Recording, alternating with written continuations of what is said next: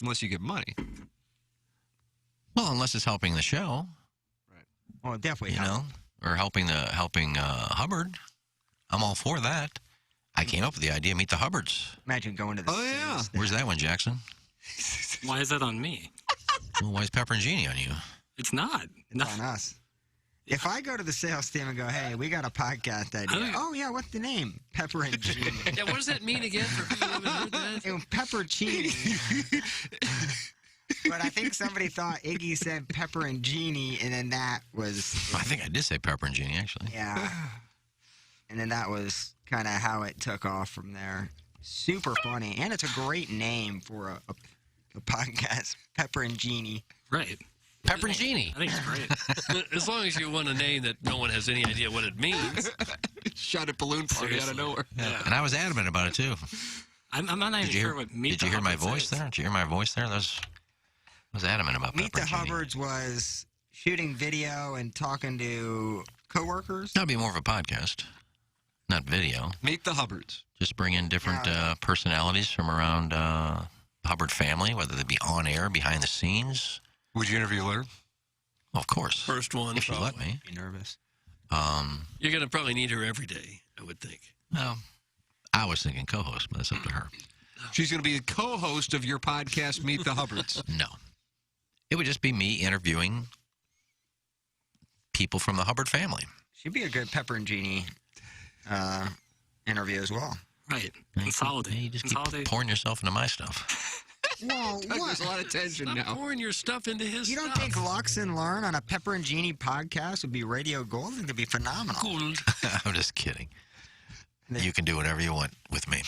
Oh, God, yes. Clip that off. Doug, you can do whatever you want with Stratum as well. Yeah. They're online at Stratum Structural Systems or StratumRepair.com. They're known as Stratum Structural Systems. Call 314-620-8153. You're working with the best.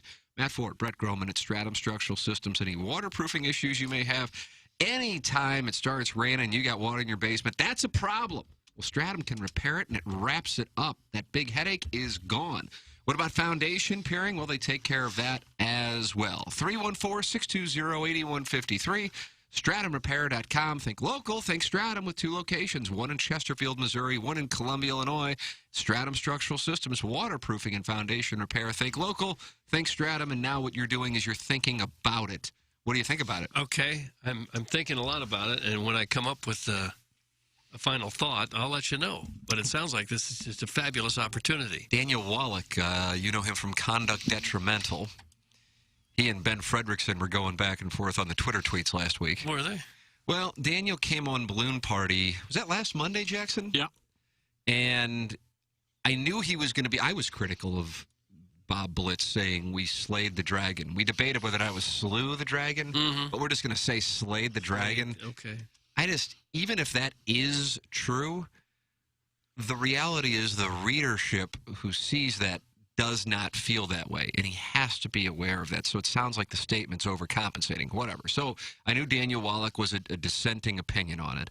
Now, I never, ever thought St. Louis was really going to get an expansion team, and as much as I wanted to see the thing go to trial, I didn't think that was likely either. But with that said, Daniel Wallach, I knew, was of the opinion that St. Louis could have gotten an expansion team, although he wasn't reporting it. He was saying Mike Florio was reporting it, and then that's what turned into what has happened over the last few months.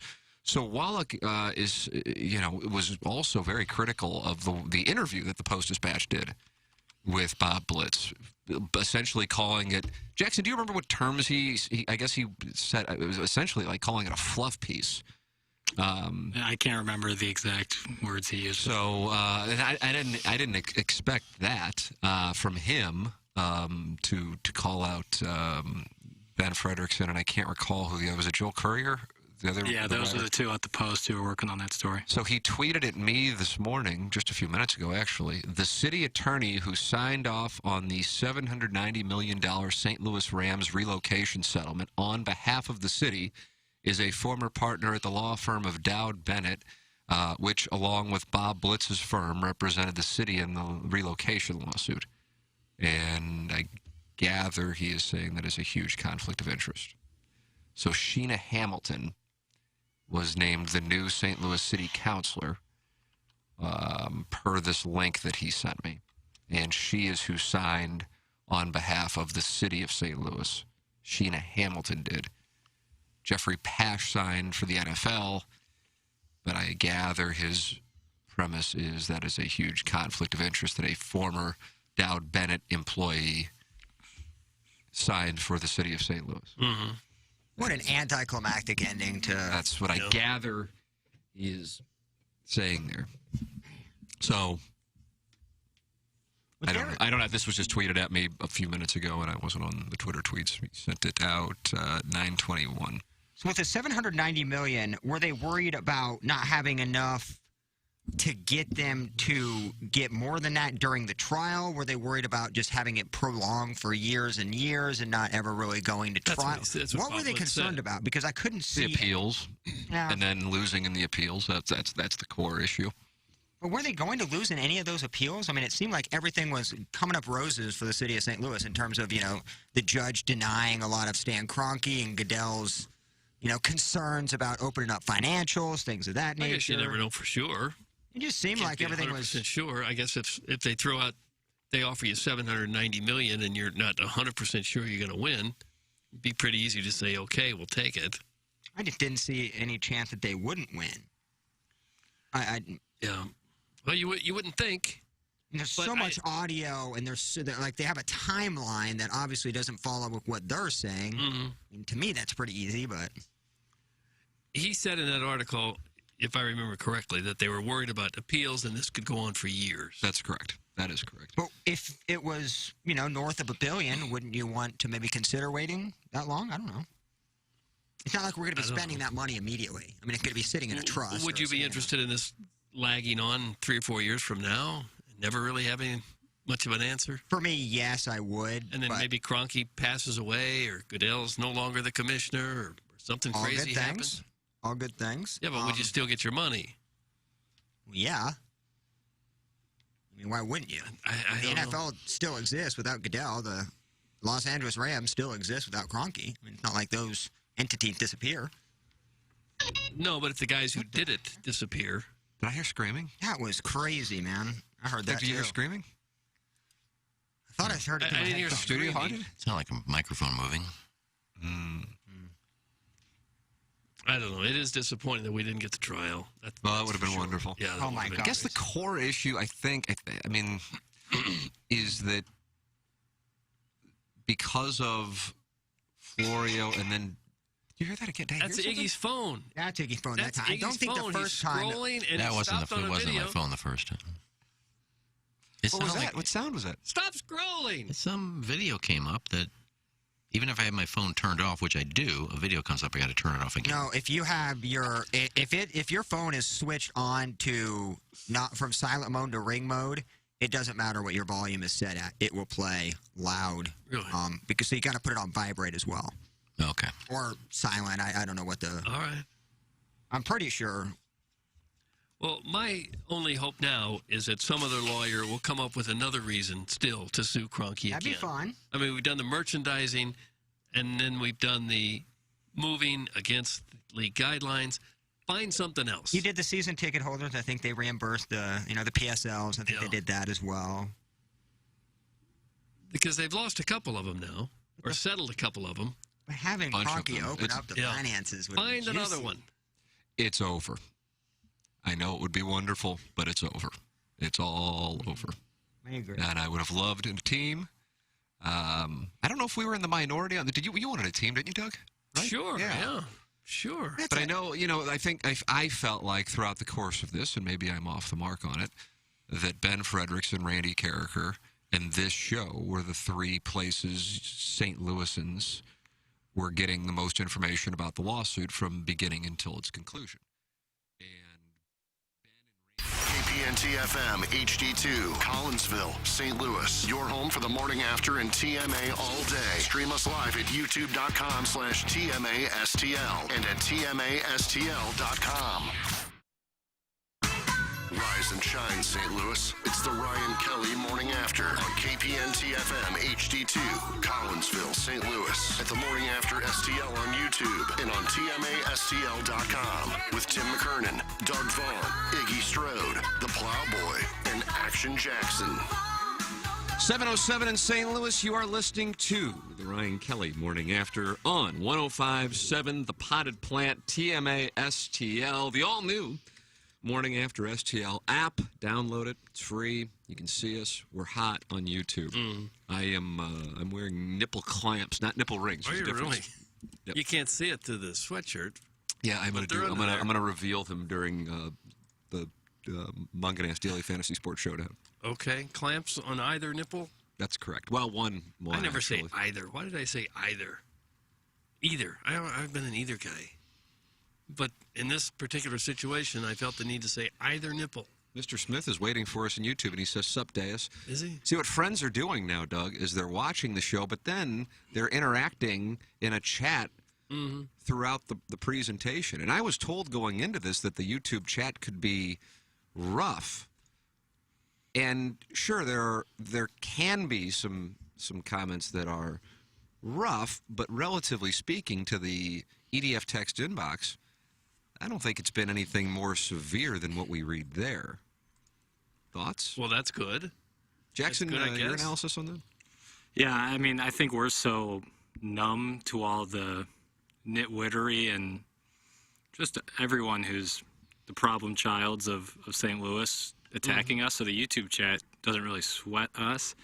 The only problem is, like, you can use your goofy nicknames as, like, your YouTube channel thing. So if you are doing that, just as maybe make yourself a woman on there so we can up our ratio. Oh, nice. So if you're going to make, like, a stupid, nickname, maybe be, like, a female. Yeah, so, at least be gender fluid. yeah, so we can maybe get to, like, 90-10. That would be really sweet. Yeah. Is there any cyber going on in that? I think some people are probably... I think they go to a private room to have sex with each other. Oh. I hope one day that, a couple listeners hook up through the YouTube chat and we, like, spawn a new relationship. That'd be great. That'd be so great. Our listeners have never hooked up, have they? Maybe? With each other? Yeah. Or members of the show. Well, you have to define hookup. Well, are you saying maybe you have? There's no maybe involved. Jack is brother. home. Morning, Jack. Hello, How are Jack. things? Welcome to the Munganast 7 o'clock hour. How are your nipple clamps? That off. Plowhawk immediately goes to his notebook. Plowhawk, how's your colon? Oh, gosh. Man, I tell you what.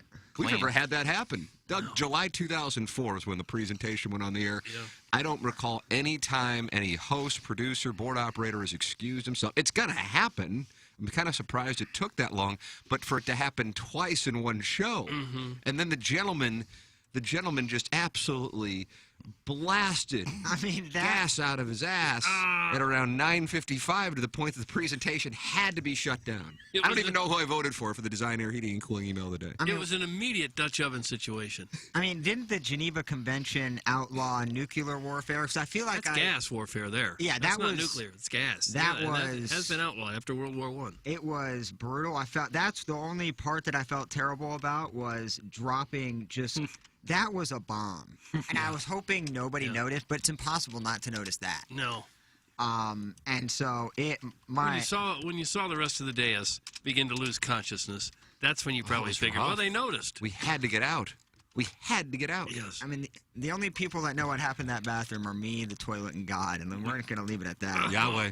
Oh, I'm sure. And you were in there for 45 minutes, you I said? was in there for basically a balloon party. It was a pucker balloon not party. Maybe we should And, rename it. I think they'd like it better. Yeah, that would get the listener. Did you going. listen to Balloon Party and it was like WXOS in the bathroom when you were... Yeah, it was in there. Oh, I nice. heard Tioka Jackson. And here's the funny thing about it, and it wasn't really funny at all.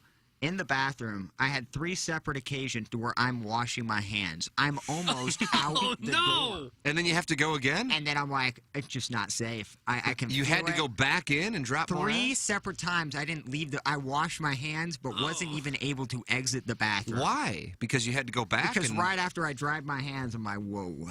Doug, what happened to this gentleman's bowel? I mean, it was a wrecking ball. Have though. you been eating some of Iggy's ditch carp? You know, I think it was a Marie Callender. You're not getting any Thursday now. Yeah, the Marie Callender chicken Alfredo. Oh, Is it live read? I took a risk. I didn't think the chicken was fully cooked, but I did anyways. And I'm telling you you what. think that's what did it? With the cream sauce, too. Oh, dog. Well, I guess I did. That night I did have 9 French toast sticks as well. So I can't really tell exactly what it was. French toast and Alfredo? Yeah, you wash it down Yeah, With that's... port. with port. And I did have 3 Christmas cookies as well. We still have. Well, you just answered your own question. Yeah. So. Wow. So you were supposed to microwave this dinner and you didn't? I microwaved warm it, enough? and then I ate a piece of chicken, and you know how like those meals are, they're not as consistent as if you just make microwave it? yourself. Microwaved it for like 6.5 minutes, but I took a bite, and that chicken felt a little, I don't Medium know, rare. tough. It wasn't tender. I thought that was already cooked. You're just really warming it up. Yeah, that's basically what it is, but it just didn't feel like You cooked it a lot. 6.5 minutes for a little. 6.5 minutes uncovered or covered. So like you got that steam aspect as well to it. Yeah. But I have never, and I was so embarrassed, and especially watching it on YouTube, kind of. Did you feel sick at all, or was? No, I would think if it was food poisoning, you'd feel overall sickness. Yeah, and I've had food poisoning, and it was certainly not that. Wasn't that? I certainly just knew I needed to, drop the Browns off to the Super Bowl. on Oh Christmas Day. gosh. And it was. I mean, I felt like a new man when we interviewed Eric Bischoff. Oh, though. did you? I felt like I was almost just hallucinating. It was just, It felt that good. yeah, it was fantastic. How was that little- interview? Little intestinal good. bug. I thought it was good. Yeah, it was really good. I enjoy Eric Bischoff. He speaks his mind, and we had some fun. It was interesting. We talked about. No, I've never really saw anything where he's talked about it, but he went to North Korea back in the day. Back in what day? Well, back when he was still with WWE. And they were supposed to be some kind of goodwill mission. Oh. But he has some interesting things to say about North Korea, so it was a fun interview. Did you just I get thought. better at teasing? Do we have any audio from it? Where is this going to air? Is it on YouTube now? It'll go on YouTube today. It's up? No, not yet. Okay. That's my fault. Well, the thing was, and we used the ESPN production booth, which is phenomenal. Yeah, it is. It was very toasty in there. Kind of the table was a lot lower. Kind of, I think it's what our studio. That's is what our going new to look studio like. will be. Yeah, and it's phenomenal. So we did it in there, and he was fantastic. But I couldn't access the drive that we use in that booth. They have a completely separate drive that they use. Oh, for- have they? So I had to email it to myself, and Jackson and Tim were doing a QFTA in here. And It still smelled like the Plowhawks How could it not? Again. Tufts. I mean, How could it not? Some of the paint's been peeled right off the walls in here. it really felt like Vicks Vapor Rub was like rubbed on the inside. Ugh. Yes. Well, because it was burnt. Even the curtains over here are wrinkled now. They were perfect before. Stop. Beer Cats says he has some constructive criticism.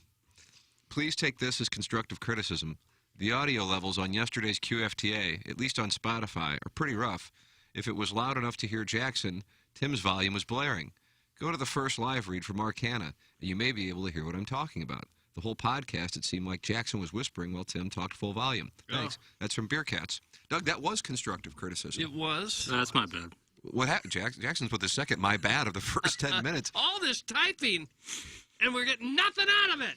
Well, what happened? Were the audio levels off? No, I mean, I just probably have to pop myself up a little bit more. I don't project as well.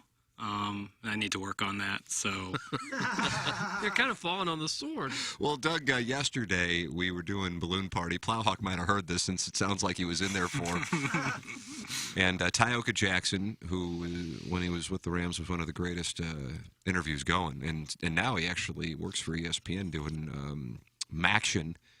And he went to the game between the Rammies and the Buccaneers on Sunday, and Isaac Bruce, Orlando Pace, Torrey Holt were there, but then also Warren Sapp and some of his former teammates with the Buccaneers. So he went back and forth to Luxury Suite, talking it over. And we talked it over with Tyoka, and in between we had to take a break, and Jackson had a Sports Center update. Now, these Sports Center updates good. for Jackson are kind of turning into what the throw from second base to first base was for me at the university high school, in which it got in my head and ended a career that I think still would be going on right now. Probably more of utility roles. Is not I wouldn't be starting anymore, but Julio Franco played till he was, what, 50? Yeah, and I'm in better shape. How long are these updates again? I feel like they're about 20 seconds, and I just kind of go and see what's doing on Instagram. And yesterday, while not paying attention to the update, Plowhawk, I am calling for you, that I wasn't even paying attention. And all of a sudden, I heard what happened, and here's what took place for Action Jackson yesterday. This is Action Jackson with a Sports Center update driven by Johnny Londoff, Chevrolet, and Autoplex. The Chiefs defeat the Bills last night in an overtime thriller, 42-36. The Chiefs will advance to play the Bengals in Kansas City, while on the other side, the Rams defeat the Buccaneers to take on 49ers. The 49ers. I think you're doing a shoot. That was another Sports Center update driven by Johnny Londoff. You got it. That's great. I think That's you're doing become a a shoot. thing now. He needs to do that on every update, just to keep the listener involved and thinking. 49ers. Him just off the air. Hey. I looked over because the silence is what caught my attention. And then I looked over and I saw this look on Jackson, and Doug, it looked like a gentleman who was drowning. And he had this look. For those of you who went to the University of Missouri and ever watched a KOMU newscast, and you saw somebody do their first live shot, and they were petrified when they went to them, and then they immediately changed to majors. That's the look that I saw on Jackson's face. And I'm like, oh, God, I didn't realize that this was going on. Yeah. That one, Jackson, was a legitimate pause as far as the audio goes. Last week, when you couldn't think of the Marquette name, while it might have felt like a long time to you, when we played it back, it didn't sound that. But that one was noticeable, so much so that they played it on the fast lane later in the afternoon, but only because Marsh, who is now producing the fast lane. Don Marsh. That's correct. Years. He's Channel 2, and now he produces the fast lane. Yeah. He was doing an update, and here's what happened to him. These updates, Doug, it's the whole thing. It's contagious. Hit the lever, Plowsy. The Blues, they took down the Canucks 3-1, and they will have a back-to-back as they play the Calgary Flames tonight, pregame at 7, puck drop. Oh, that is, no, tomorrow. They play tomorrow. They play today. What a day. It's Monday. What a day. Pregame tonight at 7 p.m. with Alex Ferrario. Puck drop at 8. That's 1,000 times better than mine. Well, I don't know. I like your dramatic pause. I think, Jackson, until you get more comfortable with it, don't ad-lib it. Write it. I'm gonna write down a little note so I've never blanked like that in my entire life. I hear you typing 1,000 words a minute. No, I haven't typed it. I haven't typed a thing. That was me, Doug. I can't access my email outside of work, so I have 100 emails I'm attending to as well. How many updates you do in that balloon party thing? Just one. Just one? Just type it out. It's 20 seconds. Yeah. Just type it real quick. Yeah, I'm going to write The down. Rams defeat the Buccaneers to take on. Wait for it. The 49ers. There you go. So gold, baby. And we're the people telling the listeners what's going on. Quit calling yourself Action Jackson on these updates. The only loser that refers to himself by their own nickname is that old geezer you supervise. That's from Nathan from the east side of Alton. Doug, they're not happy this morning in the EDF text inbox. Well, Coming from a guy that tags himself Nathan from the east side of Alton. Right. Why don't you say Nathan? Why are you tagging yourself with that nickname? I messed up. It was bad. It was rough. I've never blanked like that before in my life. I have offered to do the Sports Center update, Doug, but you have to admire Jackson wants nothing to do with it. Well, I don't think it'd be a problem if you just typed out a real quick script. Yeah. And maybe ad-lib around the script a little. Sure. Kind of Get more take baby comfortable with steps. it. The thing when I say to Jackson, I'll do it just because it's a 15-second throwaway thing. It's a commercial vehicle. All due respect, in 2022. I mean, if anybody's listening and doesn't know what happened last night in the divisional playoff games, but Jackson says no, I will not back away. And Jackson has no intention, nor did he come into this industry to be on air. I would understand if, like Rocchio, who's now down the hallway working with Randy Carricker and Michelle Smallman. He wants to be on air. But Jackson, that is not his goal. But yet he wants to continue to fight this demon that is the Sports Center Insidious update. demon. Look, if you want me to come in and do your update for 15 seconds, I would love show, that. I'll come in and do it.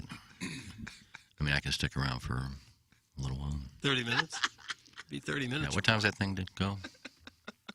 About 10:30. Yeah, it runs 10:30? It runs for it's a half-hour show. No, I mean, what time is the update? I think it's at 10:30 approximately. Yeah, I can stick around if you want me to come in and do it. Jackson, there's another offer. Just to take some load off of you, Jackson. I know that 20 seconds can be binding when you got things to do. What would you do with the 30 minutes, Siggy? You could wander the hallway and maybe run in to learn. She's not here that early. Oh, okay.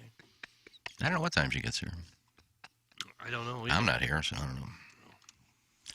Yeah, let me know what you want me to do. Yeah, well, don't let it get you flustered, Jackson. Anyone who's been in the business has had a mistake like that at some point. Right. Everybody. I'm all right. It's fine. This is I just it was kind of scary because I've never ever blanked like that before in my life. I watched the game. It's not like I didn't know. Do you notice your heart No. beating faster? No, I went into it very confident. I knew what I was going to say. I knew that 4 teams, and then something comes up, and then like once you blank for a second, you think like, oh, I'm blanking, I'm blanking, and then all you can think about is that, and nothing else goes through your mind. Yeah. So it was different, but won't happen again. Well, I shouldn't say that. It probably will. Yeah, don't say happen that, again. man. But We're all going to do that. what are you gonna Guys, do? hurry up and make fun of Boots before he has a fit that nobody is talking about him. That's from the Starfish Street.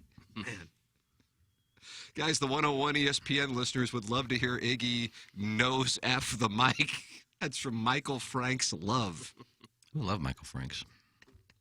Who? Michael Franks, singer. Okay. Guys, I'll send my 2-year-old grandson in to do it. He can barely talk, but it's more audible than Jackson. Thanks, Oh, come on. Steve, and he's in Wildwood at the moment. Come on, Steve. Don't be lame, Steve. Yeah. That was Don't be uncalled lame, for. Steve. It's uncalled for. Doug, Ryan Kelly isn't lame. As a matter of fact, if you went to the homeloanexpert.com right now, you would find out how much money you could save by getting a new mortgage in the new year. You'd That save ain't lame. No, you'd save a lot. He says the average person about $350 when they refinance because rates continue to be at historic lows, but there's a lot of chatter out there that the rates are going to start going up. So I wouldn't waste any time. I would get yourself in there now. Why not? It's a new year. You need a new mortgage. It's never rang more true than right now. Mortgage interest rates sitting at all-time historic lows and home values are skyrocketing. Really never been a better time to look at a refinance. The team at the Home Loan Experts can lower your interest rates and maybe save you a few $100 a month. Maybe you can pull some cash out to pay off credit cards or make those home improvement projects a reality. Apply online today at thehomeloanexpert.com. If you're a veteran and qualify for the VA loan, they've got a great program out there for you, too. If you qualify, the VA loan program is the best option out there. You can buy a house with no money down, and you can cash out refi up to 100% of your home's appraised value at HeroLoan.com. They cover your appraisal and can close your VA loan in as little as 14 days. Whether you're refinancing a loan or buying a new home, visit HeroLoan.com. Ryan Kelly loves to take care of the veterans, and he loves to take care of you, whether you're a veteran or not, at thehomeloanexpert.com. Well, it's 7:25 in St. Louis, and you're listening to the Ryan Kelly Morning After on 105.7 HD2 FM, the potted plant, home of TMA all day. And you're watching and talking with your friends in the YouTube chat, youtube.com/TMASTL. And, of course, you can listen on TMASTL.com and the brand-new app. Download it, The Morning After STL, from your app store, and you can listen to the station all day long. Or audio archives, pick your segment, listen to it anytime you want. You can text in. Jackson puts up polls, Gallup polls to be specific, Doug. But the thing that you really could do at 7:25 is pour yourself a glass, a fistful of bourbon. Utilizing knowledge learned from the longest-serving malt master in the history of whiskey, our master blender has married 5 straight bourbons into one beautiful bottle. Flavors of honey, creamy vanilla, and the delicate light spices of cinnamon and nutmeg will invade our mouth holes. Will always taste damn fine neat and make one hell of a cocktail. It ain't just a bourbon, it's a damn fistful. Imported by William Grant & Sons, New York, New York. Don't be a damn fool. Enjoy it responsibly. That's William Grant and Sons. And fistful of bourbon. And think about it. Text in, please do. 314-881-8625. It spells TMA5, 314-881-TMA5. Call in 636-9004-TMA, and you can email in for our Design Air Heating and Cooling. Email the day, the morning after at InsideSTL.com. Design Air, the official HVAC provider of the Ryan Kelly Morning After. Doug is a client. I am a client. Hey, when it is freezing like this and you have any furnace issues, make sure that you are a client as well. Iggy, I see 12 degrees here. I don't know what you see in the forecast today, but I see a low of 5 tomorrow. Yeah, a little bit warmer than that, but it's going to be in the single digits. Yeah, today it's only up to like maybe 25, 26. Be a chilly day, but we are almost through January. Here we come, Sunday charge. The sundresses are being purchased for late March, in which the trimming begins. Right around the corner. I mean, we've gotten through November, December, January with pretty much nothing. A dusting. I think there was one dusting. I called the dusting. That's what we got as a dusting. A couple days in the single digits, but it's about it. I mean, we've had 30s, 40s, 50s. Yesterday hit 51. Have you guys been to the boutiques to look at some sundresses? I have. I haven't. I kind of got my spring shoes on today, but What kind of shoes you got? Orange. You got orange slippers. orange polos. They're comfortable, but not very warm. I wouldn't think so. But I mean, we're gonna have some chilly days, but for the most part, in the next week, 20s, 30s, 40s, a few days. Not a in lot the of teens. precipitation, Iggy. No, I said probably not until next week. We're not going to see anything. I know Doug said 50, 60%. I said that's not going to happen. What did you have yesterday? 80%? Did it rain? I said it's not going to rain today. It didn't rain. I don't know that it said 80% yesterday, did it? You did. You said I got 80% chance of rain today. No, later in the week. Oh, well, they were calling for rain yesterday, and I called for no rain yesterday, and we had no rain yesterday. So, Okay. Well, that's good. yeah, but if you haven't called Design Air yet, you might be a little too late because it's going to be freezing. You might tell people to start getting on it, Doug, because it's going to be. I mean, you're a low of 5. Yeah, that's dangerous cold there. That's what we got tomorrow. It's Design Air Heating and Cooling. They're online at designairservice.com. The great Seth Goldcamp and his staff. Last night, the Blues. I went to bed. They were up 1-0. They wind up winning. Almost pulled it out. Lost 7-1. Okay. Who was in goal? Bennington for the first 2 periods. It was 7-1. They took him out. Binner, chicken dinner. Doug, I watched the game this morning, as is my tradition. Anytime it starts after 8 o'clock, and I got to tell you this, because Husso's playing so well, and because Bennington, in particular, in the Leafs game, what was that, 10 days ago, gave up some rough ones. There's a focal point on what's going on with the Blues net minding situation. And don't get me wrong, you give up 7 goals. It's rough, but of those first 4 goals, and that's what I saw this morning. I didn't stick around for the final 3. Had to come in here to do the presentation. I mean, Bortuzzo was on top of him on 1. I don't know who makes right into him. Yeah, I don't know who makes that save. You think the first one was Pang was kind of saying he should It looked make like that. a perfect shot to But me. yeah, it was Upper corner. Yeah, Perfect shot. And that's where Mom hides the strap-on. Is it? No, that's peanut butter up there. Now, it depends where you Not live. there's no strap-on involved. And who you're. But they were horrible in front of him, that's for sure. Yeah. They were terrible. And then you say, well, did they all of a sudden get it together for the 3rd period? Because Husso saved everything. I don't know. Bennington's struggling right now. I don't think there's any secret to that. But when you pay him $6 million a year and he's won you a Stanley Cup 3 years ago, 2.5 years ago, it's hard to just put him on the bench and say that's where you're going to be now. Especially on back-to-back nights. Vancouver one night, Calgary the next. Almost everybody's going to switch up the goalies in that situation. You can't put that on Bennington. The casual hockey fan just looks at the score and obviously he doesn't watch the game and just immediately blames the goalie. Colton Parayko is having. I've never seen a guy just trajectory going straight down. His size in his prime, and Torrey Krug is like more physical and stronger than he is. I don't get it. He's 6'5", 200 plus, and the guy cannot play defense. He's disappointing because he always had, if he can make that next step, the big physical defenseman, he's just the exact opposite of that. He has cost himself a ton of money. A ton of money. I would have to go back and look, and obviously the last 5-6 years I really haven't followed regular season all that much. But doesn't it seem like the Blues always come up with a goaltender out of nowhere? Then he becomes the next hot thing for 2 or 3 years. Then they find somebody else who plays better than him in a year, and it just... You know what I'm saying? Yeah, I mean, that whether it's might be Elliott, Jake Allen, It might be kind of the natural evolution of goaltending in the Ben NHL. Bishop. Just seems like Brian they have Elliott. 2 good years, and Kiddles. where do we find him? He's great, and then he takes the starting job, and then they find somebody else that comes in and always playing great, and the other guy's serviceable, disposable, whatever you want to call it. It seems like it's what's happening now. I mean, Bennington was the guy. Now he's struggling, and Husso is standing on his head. So we got another great goaltender. Now Bennington's kind of, where do I go from here? Yeah. I'd be curious, and of course there's no way to know, it's just a hypothetical, if you had Husso and net for the way the Blues played in front of Bennington last night, what it would have looked like. You know what I'm saying? Because it was 5-1. so bad.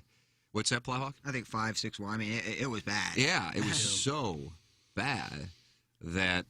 But here's the deal. When it happens like that, understandably, there was already... I mean, Jeremy Rutherford wrote an in-depth piece about the situation with the goaltending in St. Louis, and not necessarily how bad Bennington has been, but the weird situation that the Blues are in as one of the top teams in the league with a goaltending controversy, and on top of it, with a goaltending controversy with a guy they just signed who just a couple of years ago won them a Stanley Cup.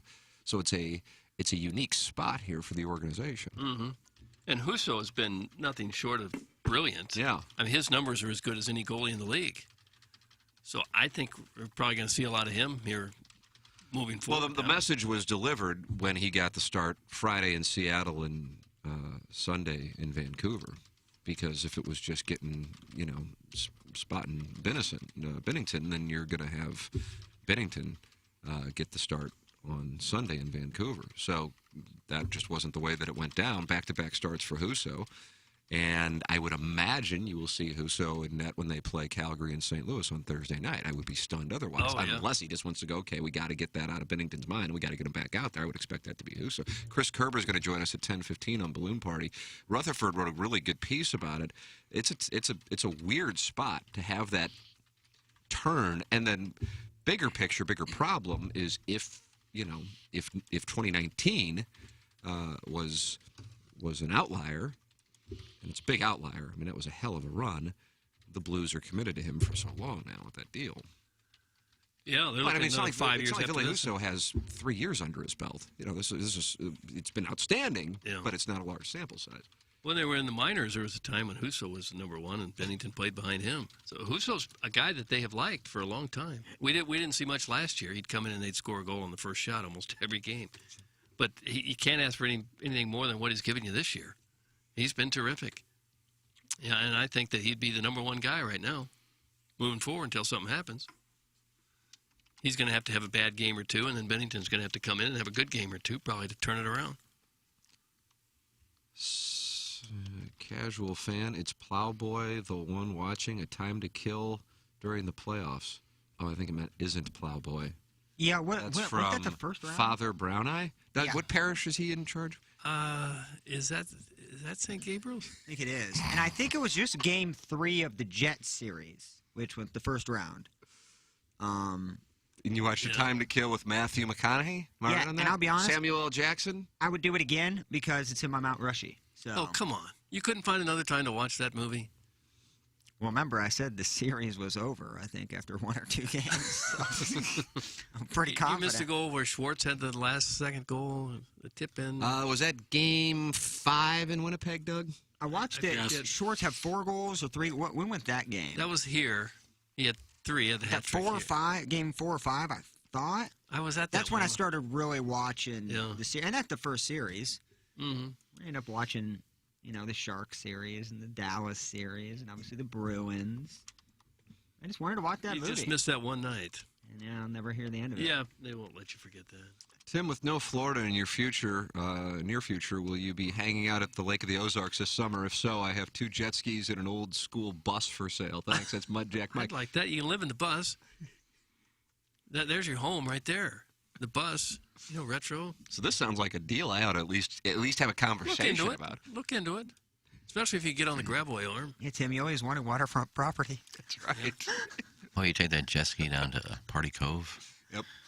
All the tail you'd get. Ah, Bill. Chlamydia Cove. Ah, Bill. Mm. Guys, did I just hear Parayko is costing himself a ton of money? He signed a huge deal less than a year ago. Plow fool. Did he? I thought he... Okay, then I am wrong. I'm going to double check that. I can confirm it. You don't need to. Okay. I can corroborate But he's playing so bad this year. It's really bad. Nobody on the defense, none of the rear guards played very well last night. Not a lot of depth. They were tired. They probably got into Calgary at, 4 in the morning or so? Yeah. And they probably slept until 1 or so and That would dragged suck. themselves to the ice and half asleep, and before you know it, you're down 5-0. How long is his contract? I think 8 years. So Well, 9 years from now, he's going to cost himself a ton of money if he keeps playing like this. So they got in at 4 a.m.? I got your Is that what you said? Well, I don't know for sure. I was just trying to think if the game. Dude, that's a hard sleep schedule. Yeah. It would suck. It's just for our time, the game in Vancouver ended about midnight. And so if it takes them an hour to get out of there and then get on a plane and then you fly for a couple hours to Calgary, you're looking at 3 or 4 in the morning by the time you show up there. And you haven't slept yet. That's a good point. I didn't realize that. I guarantee you there's 3, 4, maybe 5 games a year that teams just kind of go through the motions. Oh, yeah. These games happen to every team in every sport. Has a couple games where you just get blown out. Even championship teams have a night or two where they have absolutely nothing. Hell, they's on scholarship, too. Nice. It happens. If it happens a lot, then you got a big problem. If it happens once every couple months, then you're normal. Yeah, you get in that late and, you take a little nap. You get there. It's probably cold in Calgary, I would guess. It's right there by Banff. You got to play there again tonight. Got to play tonight. You just kind of go through the motions. Yeah. You're not up for it. I don't know if they were going through the motions or not, but their play certainly looked slow. It was noticeable. Hey, dumbass. Franco signed a huge deal over the summer. Be better at some Harrison's brother master. I like to be better, though. I think I agree with that. You got to look inward, and I appreciate that. Hey, Virgin, just heard your attempt to give a sports update. When you're about to penetrate, do you pause because you forget where to put it? Thanks, that's the Warson Woods Wacko. Doug, they're out this morning. The Blues lose a game like that, and they come out and they're banty. These guys never mess up. These guys are pros. Right. Funny. I The got Rams defeat the Buccaneers to take. Peter. These connected, 'cause every time you move your mic, mine goes in my mouth. God. Yeah, it moves. Has anybody seen my That nurse? mouth has actually been in your. Well, I the got mic has been in your mouth. a sock on it. My sock has been on for a long time. I have new No, socks change it. over here. Would you like a new one? I will. Okay, I'll get one. This one looks a little, I would say, seasoned. Thanks, Doug. Here's your new sock. Oh, I love that. All right. Anyone else like a new sock? These look No, I like changed them out, mine. bro? Changed Reese's mine peanut yesterday. butter cup, like wrappers almost. They're Like, wonderful I have little that. socks. I got a box of socks back here if anyone needs one. Plowsy, Sanitary. catch up on your emails, nice. dork. That's from the Concord Caulk. The hell's got Plowhawk's Have you email? seen What's me? that? All I've done is answer emails this morning. What do you got emails about, baby? Well, just kind of getting logistics together when you are out. Congratulations, by the way, when that does happen. I just you, want to sir. make sure I let you know that. So just kind of figuring out, getting recorded live reads into the system so we have all those ready to go. Just it's logistics, Doug, and it takes more than one email. You're as busy as a one-arm paper hanger.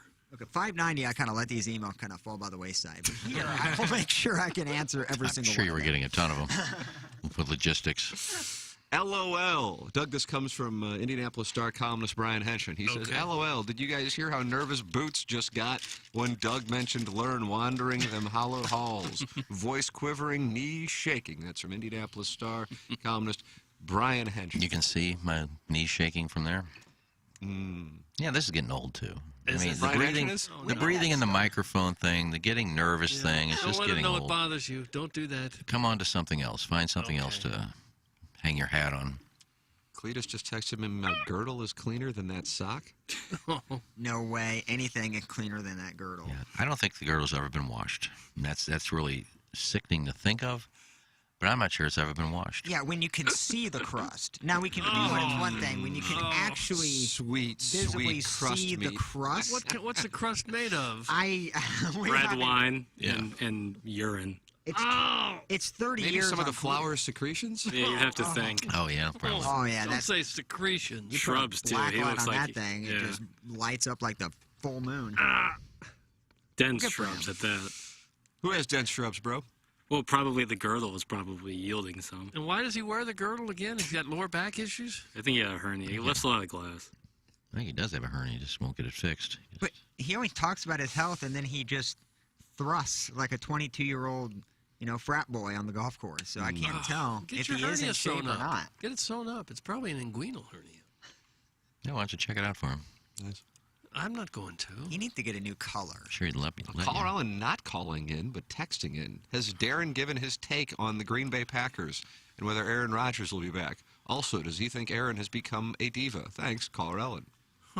He is a diva. I still love the guy, but I think he's kind of funny too, kind of poking that beehive, kind of stirring the pot, similar to what I do. And I do not think he'll be back. Be a little bit of rebuild. I for hope the he's Pack. back. He is the Green Bay Packers. Well, he'll be He's the back. face I of just the think they'll be in a franchise. different uniform. I think he's going to go through a Tom Brady situation. Me too. If he finds a team like Pittsburgh, Yep. that says, look, we're going to go out and get you these weapons. We're going to work on our offensive line. We're going to do this. He's going to look for somebody like Brady in Tampa Bay. Said, we're going to get you all this. Mm-hmm. I think that's what he does. Yeah. Well, if Brady can leave New England, I guess anybody can lead their team. No matter Absolutely. how Brett long they've Favre been played for the Jets. Where do you and think he Vikings. goes, Plowhawk? I mean, to me, the Steelers, I guess the Broncos you can make a case for. I think the Broncos is most likely, just because I think Elway. You saw what Elway did with Peyton. He definitely surrounded him. He knew the window. There was that short window with Peyton, and he Well, you surrounded have him with Sutton and talent. you have Judy there as well as. Do you say Hamler. Noah Fant or Font? Do you say Fant or Font? I usually say Fant. Yeah. I think you get a tight end. I think their offensive line is a little shaky, but you get them a tight end. They have the receivers.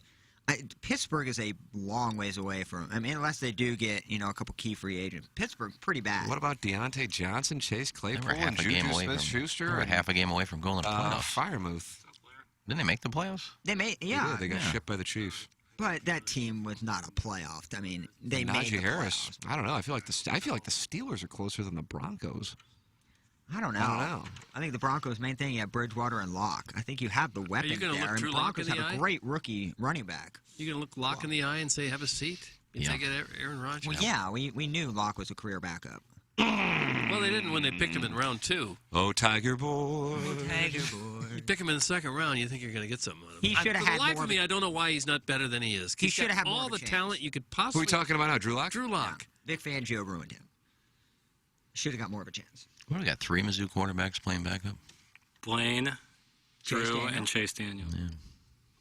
And I think Gabbard made $30 million. I think Jake Daniel made $40 million. God, I mean, yeah, those they've all guys made- are yeah. good for them. That's the best gig going. If you don't want the spotlight, make your 30 or 40 just by chilling. I Somebody think just they, texted in Tennessee. I can see them moving on from Tannehill, and then you have Julio Jones. I don't know if he's ever going to be what he was in Atlanta there, but A.J. Brown, and of course Derrick Henry in the backfield. That's fun for the whole family. I would actually be kind of excited. I'm an Aaron Rodgers fan, so I will, root for him. Hopefully he doesn't go in the division, but if he goes to Tennessee, that would be pretty fun. What about New Orleans? I don't really like New Orleans. I'd be shocked I would based too. on. But I just think that's a good fit. But I mean, assuming he wants to go somewhere where he doesn't just have to throw to one guy all the time, over and over again. I don't even know who the guy you throw the football to in New Orleans is outside of Kamara. Michael Thomas was hurt all year. I don't know what his situation's going to be when he comes back. I know. If he is, you got one guy. They had Marquez Callaway and Traquan Smith. I mean, in Tennessee and in Denver and in Pittsburgh, you at least at this moment have multiple options. I mean, I know Seattle. Brady had to make that decision not only based on wanting to live down there, but also on the fact that you had Evans, Godwin, who was able to get Gronkowski to play there. I don't know if Gronkowski would have moved elsewhere. Maybe he would have. I don't know. And then they wound up. What, he had Antonio Brown living with him. Yeah. Oh, that'd be a fun. Yeah, that would. But He's I got to think- go somewhere where the team is still decent, just a few pieces away. I mean, he's not going to go to Chicago or in the division. I was thinking Seattle because I think they'll part ways with Russell Wilson, but then Pete Carroll may not be there. They're really not a great team, so it's probably that Denver, Tennessee, and Pittsburgh. I think are realistic. The Saints were in it until the last game, so it's not like they're If they paid super a far ton of away. money to Taysom Hill to be a quarterback or a I wide receiver, don't get the Taysom Hill thing for the life. I think they have to. commit to that. Guys, you're missing it. Devontae's going to go wherever Rodgers goes. He'll have his number one receiver no matter what. Oh, no way. Devontae's staying here. Well, the issue for the Saints, though, is that they, like the Packers, are super far over the cap as well. Right. They might be in a worse spot than the Packers. They're both in a really bad spot, and Sean Payton may not be returning, and the owner yesterday acknowledged that's the case. So you have that element with the Saints. I don't know. Maybe he winds up in New Orleans, and I'm totally missing it, but that one seems unlikely to me. Supposedly the broadcast networks are after Sean Payton. Sean Payton, Sean McVay, and Pete Carroll, reading Andrew Marchand. Sean McVay just turned 36 yesterday, and he's going to another NFC Championship game. Would he leave coaching to go into the broadcast booth at 36? McVay? I wouldn't. Yeah. If I was him, I wouldn't. I was very surprised to see that, but he at least played that card when he was irritated with the Rams' negotiations with him. A couple of years ago, Marchand said, this was just something I read last night, Andrew Marchand from the New York Post, saying, and then there could be a mystery candidate. The whole thing stems from Al Michaels going to Amazon for the Thursday night game. Yeah, with Troy Aikman, apparently. But if Aikman decides to stay at Fox, then who would Michaels partner? Because Michaels isn't going to work with, it's 77 years old. He's not going to go, let me groom somebody. He's going to want somebody like an Aikman. Isn't it amazing he's as good as he is at 77? Yeah, he still looks like he's 50. He's phenomenal. He's so damn good. He really is. So I don't know who they would put with him. And that's what Marchand was writing about. Would it be Carroll? Would it be Payton? Would it be McVay? Or would it be the proverbial mystery candidate? John Gruden, I guess, is off the list at this point. I'm confused I about don't think Pete Carroll would be good. No. And people And already I'm not hate sure him. Sean Payton would be good. I could see McVay being really good. I haven't been around him to hear him talk enough. But to I know. can't picture. I mean, maybe he will. Maybe he's just like, yeah, I can. I'm 36 and I can be the next John Madden. I'll do it. Are there a lot of former coaches that are color analysts?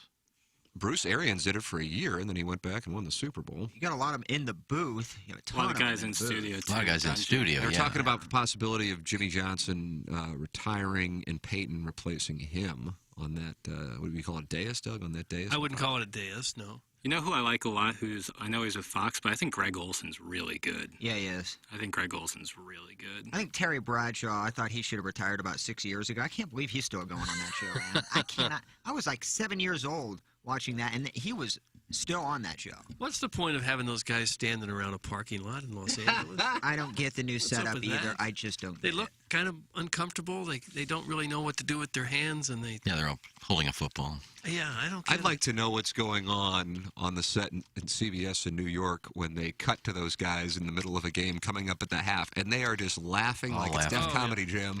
Guys, you're going to be on the camera in 3, 2, 1. Okay. Phil, go.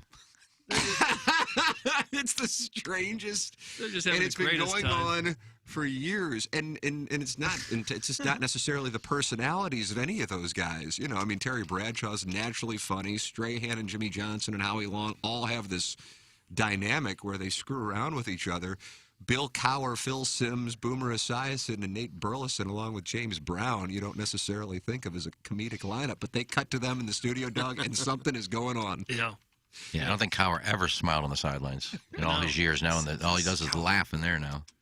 Guys, I think they're going to bring back Dennis Miller. Thanks. That's Stephen Wildman. I hadn't read that. I haven't seen Dennis Miller in 10 years. Is he still working? That was a weird thing. I had him on that they Iggy's brought him Treehouse. in. You know what Iggy Treehouse? Yeah. Friend of the show? I'd interviewed him before. Well, that wasn't the question. Well, you said, where's he been? I just Was told he you he was on good? Iggy's Treehouse. Probably hasn't done anything since. But is he still working? I think he's still doing stand-up, and probably like everybody else, he has a podcast, I'm sure. Yeah. Guys, Chris Long would be awesome. Oh, the best. Stephen Wildwood. Yeah. Would he want to do that? That's the thing. No. It gets, like, the Manning cast has now opened the door to rich guys who played and are young who have zero interest in traveling around and all the BS that comes with it. That's the play. Chris has 2 young kids. Yeah, there's no He's way. chilling in Virginia. I don't think he has any interest in doing the travel of all of it. I don't know. When they're throwing $18 million at Tony Romo, and any of those top jobs, I'm sure pay over $1 million. It'd be hard to say no right away. I'm confused about the McVay. Like, what's the upside for McVay? Maybe less. Plowhawk, when I was reading that last night, I was truly surprised. I was not aware of that, but the move was when he was, and I didn't know he went sideways with the Rams ownership. It's surprising that people can get sideways with Rams ownership. They're so great. Because that's a solid group there. That he or his agent said, well, he just might leave and go into broadcasting. And I'm going, man, this guy, as much as here in St. Louis, the vast majority of people will be cheering passionately for the 49ers this Sunday. You cannot disagree that he has had a successful run at a very young age. Yeah. His accomplishments already are impressive in a short amount of time, much less what he could wind up doing. But maybe he just strikes me as a guy who loves coaching. So for him to go for it, but of the names, Pete Carroll, Sean Payton, and Sean McVay, I see McVay as being the one that would make the most sense. I just don't see it with Pete Carroll. Maybe go in the booth and be incredible. I just don't see it. Greg Olson being really good doesn't surprise me. Drew Brees not being that great doesn't surprise me either. Drew Brees has been getting a lot of hell. Pete Carroll has a big personality. The players seem to love him. So Pete Carroll, to me, would be better to replace Jimmy Johnson than be Al Michaels' color analyst. In my opinion. I mean, who knows? It's not like I know. Yeah. I mean, I program the late-night score, so, Right. Well, if you're looking for a new former coach, there's 9 or 10 of them available for you, so they're dropping like flies. You think Fangio might be in the mix? Oh, God, his personality ain't just... Oh, my God. Matt Nagy could be on there with Al Michaels. Matt Nagy and Vic Fangio joins me now Thursday here from Arrowhead Stadium. Could you imagine a worse Al Michaels would be duo? like, that'll do it. I'll shut her down. Urban Meyer's out there. He is. He made a lot of friends in his brief time in Jacksonville. Yeah, he'll never coach again. I don't think he will. No. He'll end up on some dais, college football. Or some college team desperate will hire him. That college football show on Fox, you ever see that? There's 10 people on the set. What's going on? Is that the one with Brady Quinn? Brady Quinn, Matt Leinart, Reggie Bush, Charles Woodson would pop up. I don't know if he was on the show or not, or if he just was receiving awards, or he was on because Michigan would be playing. Yeah. It's just, I don't know. The NFL on Fox and the NBA on TNT have set the standard. Right.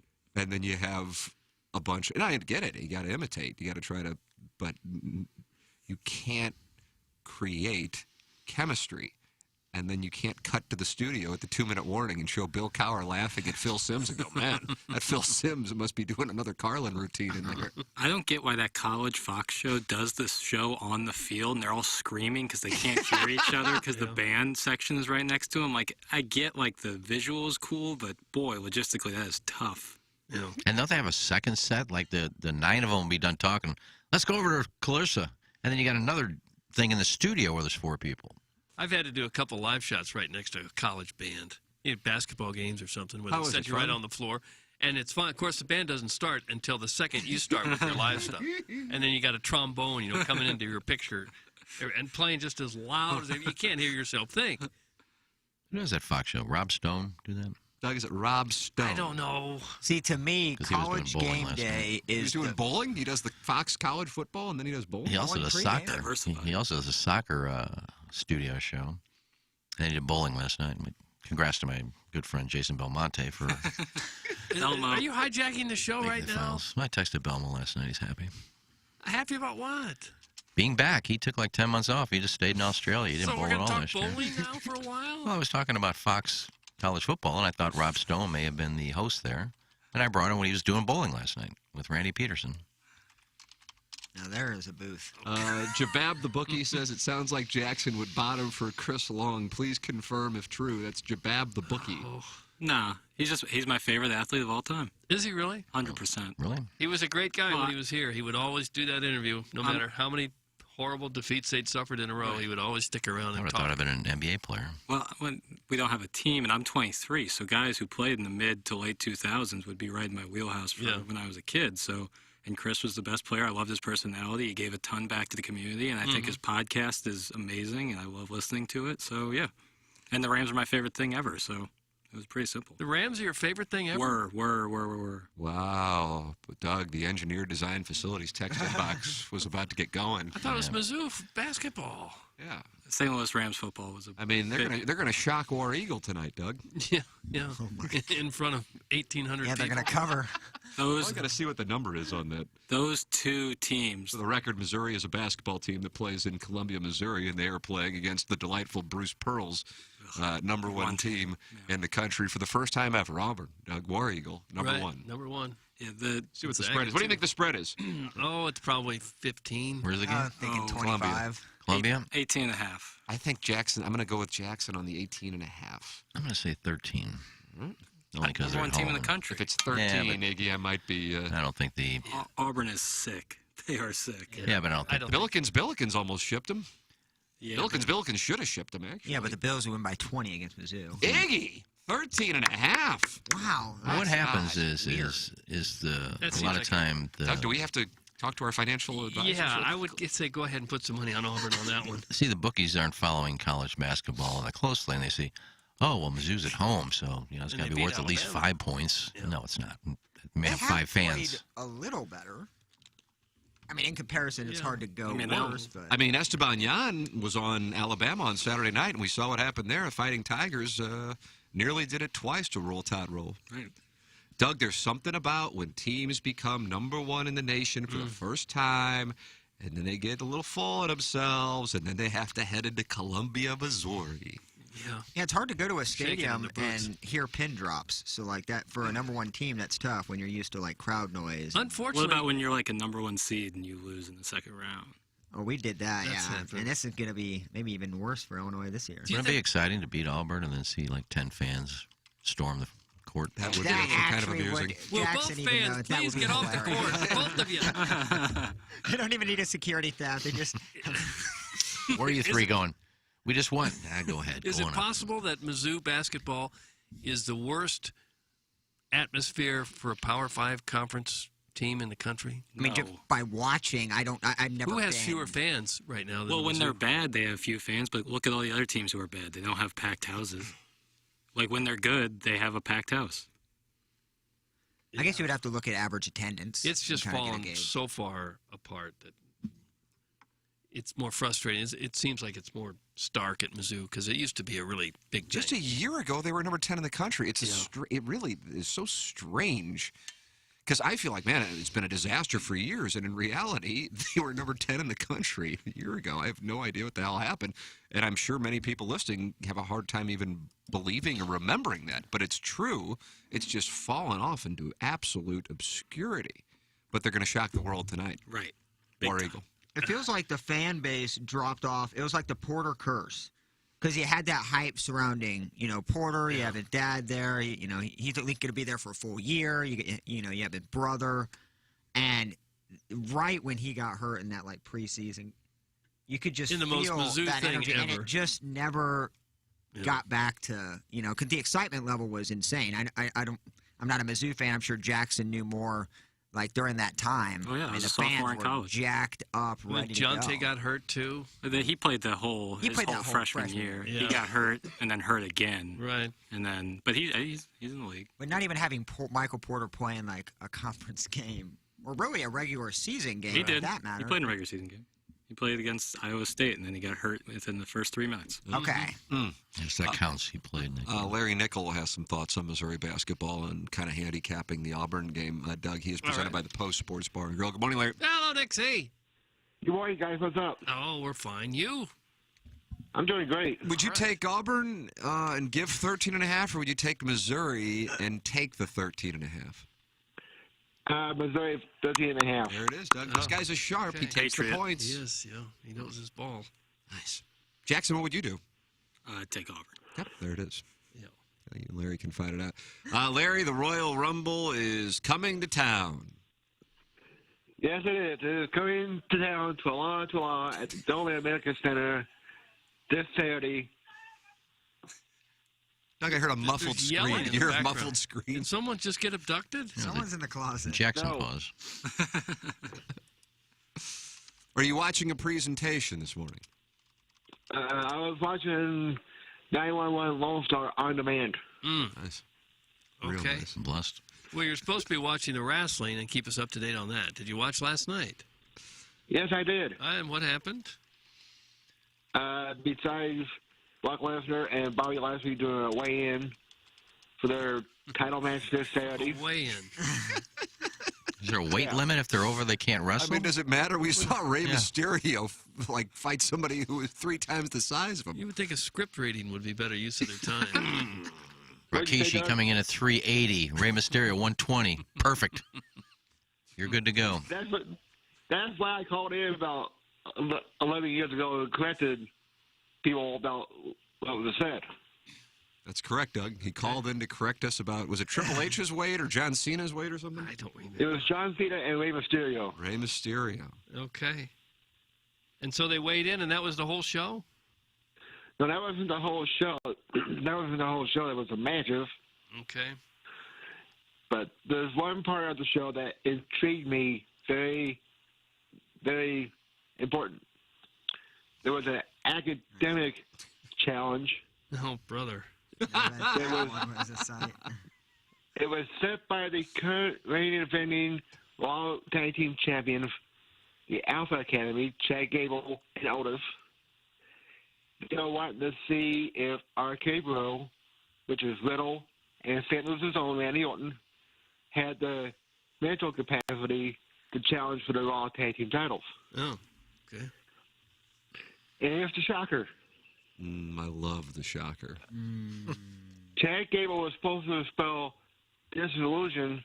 They had the word on the screen spelled right, but Chad Gable spelled the wrong word. Did he? So Chad Gable was buzzed for spelling the wrong word. And then when it was Randy Orton's turn to spell, his word was dumbbell. And he spelled that right, which gave RK Bro the win in the spelling bee. Is dumbbell one word or two? Yeah, that always throws me off, Doug. The way they showed it on TV last night was one whole word. Okay. All right, so And that then, was of a course, show Chad way Gable in the got spelling. all hot and bothered. Who got hot and bothered? What? Yeah, hot and bothered. I said hot and bothered. Yeah, I know, but who got hot and bothered? Unless you did. Chad Gable. Chad Gable. His word, he spelled his word wrong, but yet Randy Orton spelled his word right. Because Chad Gable thinks he has his master's degree, and he did it with a 4.0 GPA, and he couldn't spell one word right. Man. That's what it's come to now. Monday Night Raw, spelling bees. Well, that was Chad Gable's idea, not WWE. Okay. All right. Well, anything else we need to know about from the presentation? Besides Marie's having her birthday celebrated on TV, which was put on by The Miz. Okay. And then toward the end, when Miz was singing Happy Birthday, which he can't sing with a lick, out comes Edge and Beth Phoenix, because they're supposed to have a mixed tag team match this Saturday at the Royal Rumble. And Doug, let me explain the mixed tag match. Okay. Can you pay attention to this? Okay. Man can face the man, and women can face the women. No intergender stuff in a mixed tag match. At least that's the rule, but that's not how it'll play out, right? No, that is the rule, but we're going to see how it plays out this Saturday. Yeah. Back to you. So they'll cheat a little bit.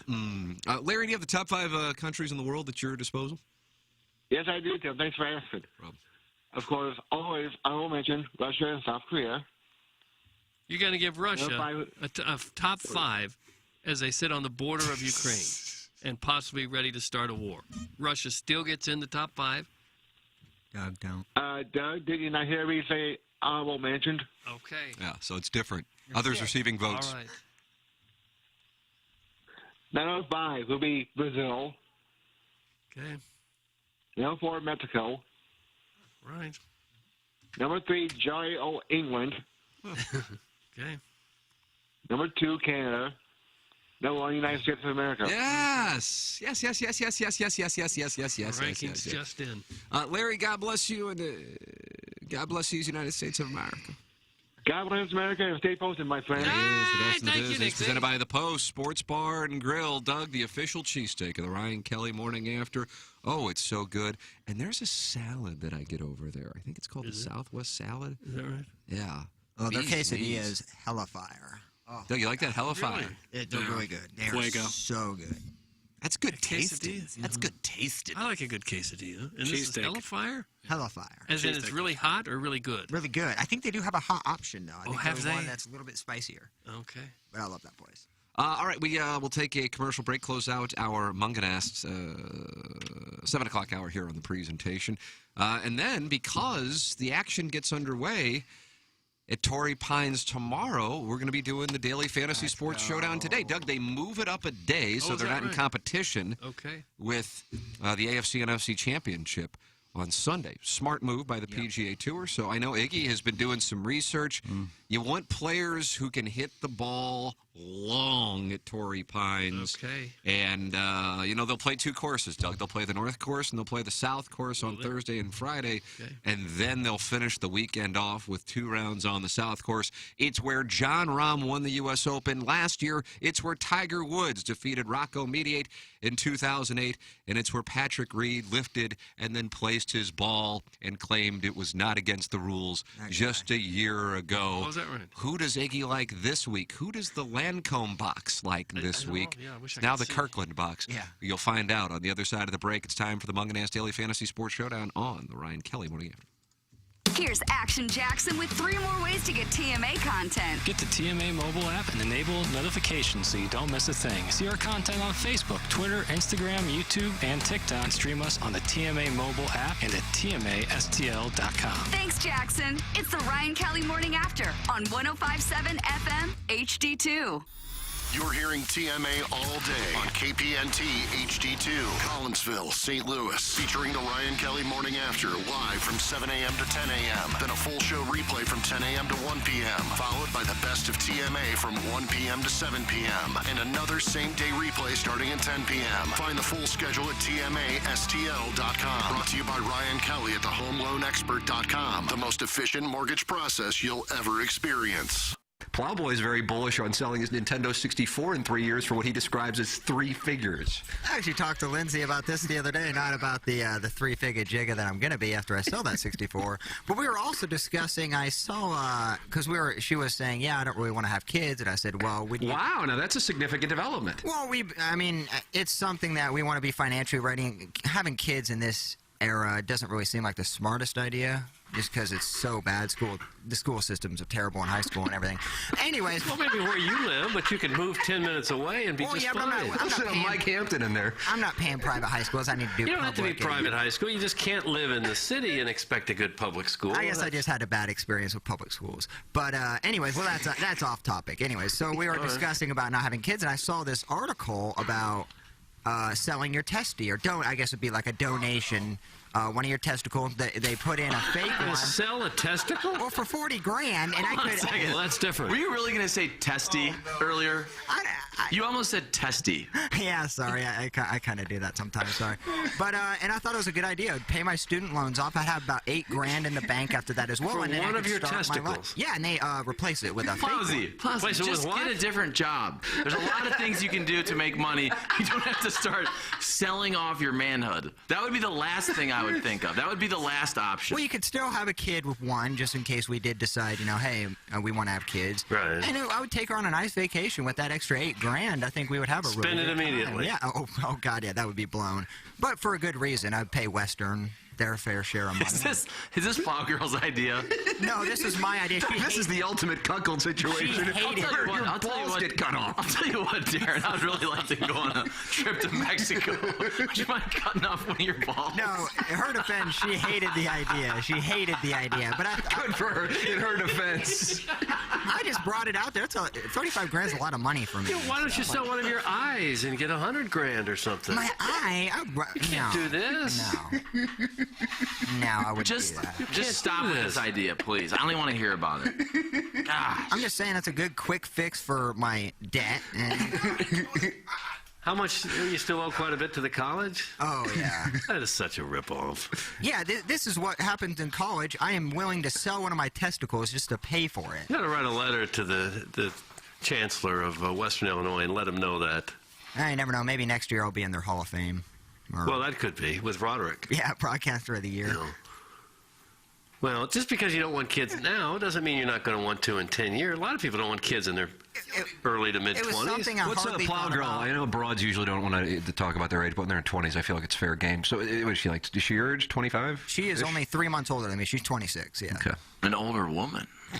Yeah, you're about 5 years removed from maybe starting a family. Yeah. I bet a lot of your compadres in the greater Trenton region have already had that number of children.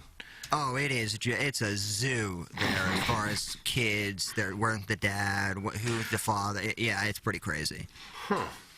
I didn't know. I just figured people were having kids. I didn't realize it was just like a Maury Povich show. You are not the baby daddy. I told you. But in my defense, it was something I just brought up. I didn't really obviously think about it too much. I just saw the 35 grand and my eyes popped. Don't do it. Guys, Plowsy is such a sissy cuck that his girlfriend is talking him into cutting off his balls and selling them. What a dork. Cuck life, Justin in Columbia. My idea 100%, and she hated it. So I am going to defend Lindsay every step of the way. It was just my idea. Here's what I love about Plowsy. First of all, I will bet my life savings that he got this idea high as hell. Secondly, you would think that, okay, I need $8,000. Maybe I get a second job. Maybe I, drive a truck. Maybe I do something. I can work for a year, do something seasonally. That's the first thing I would think of. Cutting off one of my testicles would not be at the top of the list. It sounds like the start of a Hangover 4 movie or something. Why is there value for a testicle on the black market? Transplant it to somebody else, probably. Yeah, and Lindsay brought up the thing about, well, if I do that, then I'm going to have kids running around, because I imagine they would use my testicle for that purpose. That's what. And she's like, why don't you just donate sperm? And I said, it's not really worth, the juice isn't worth the squeeze. You don't get the bang for your buck. Nice, very nice. You're using my line in a situation where it might be deemed a little vulgar. $20 to $50 a donation, that's not really much for me. I mean, it would probably take me half that money to drive to a sperm bank. So $20 to $50. Why don't you sell your blood once a month or so? And the plasma still, again, juice is not worth the squeeze. I want a big payout, and that would be testicle sale. Testicle sales. There's other, but that was the one that really. I want that big check. I want the testicle check.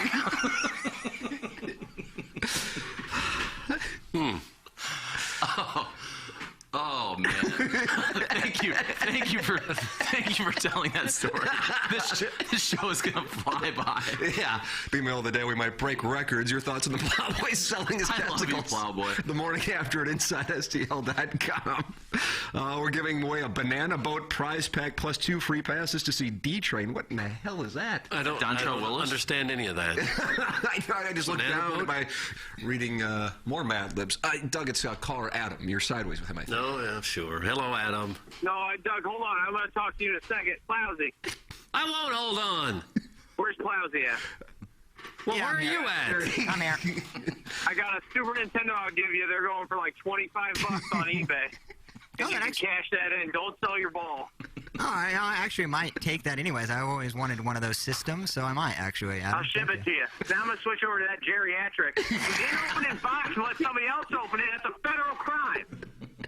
I didn't let somebody else open it. I wasn't interested at all in opening it. Someone else just opened it. They're going to give it to their sister?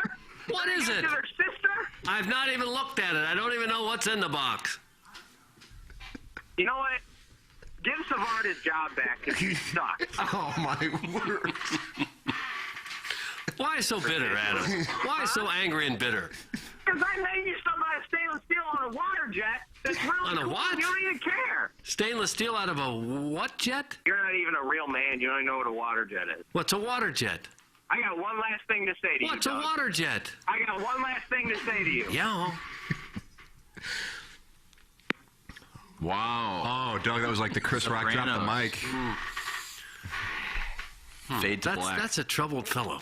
Hi, I'm Ryan Kelly with thehomeloanexpert.com. If you thought the real estate market was hot last year, just wait. It's only January, and we are pre-approving record numbers of borrowers looking to buy a home. The competition is going to be fierce, and if you're even considering, even thinking about buying a home this year, let's talk. Let's get you pre-approved today. The 5-minute loan approval only available at thehomeloanexpert.com. The Home Loan Expert LLC, NMLS number 1326240. Now, back to the Ryan Kelly Morning After on KPNT HD2, Collinsville, St. Louis.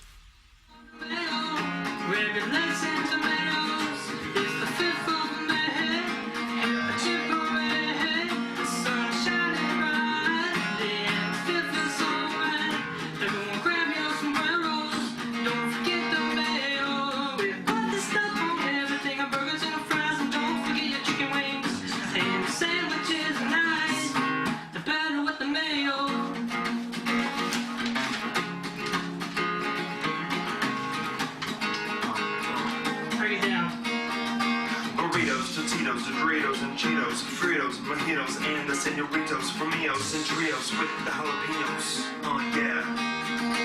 Tacos from Pacos with ponchos, nachos, churros, rancheros, and some canyoneros. I'm out. Adios, amigos.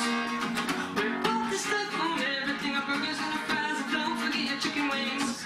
It'll celebrate today. This one's for the mayo. There you have it. Cinco de Mayo anthem.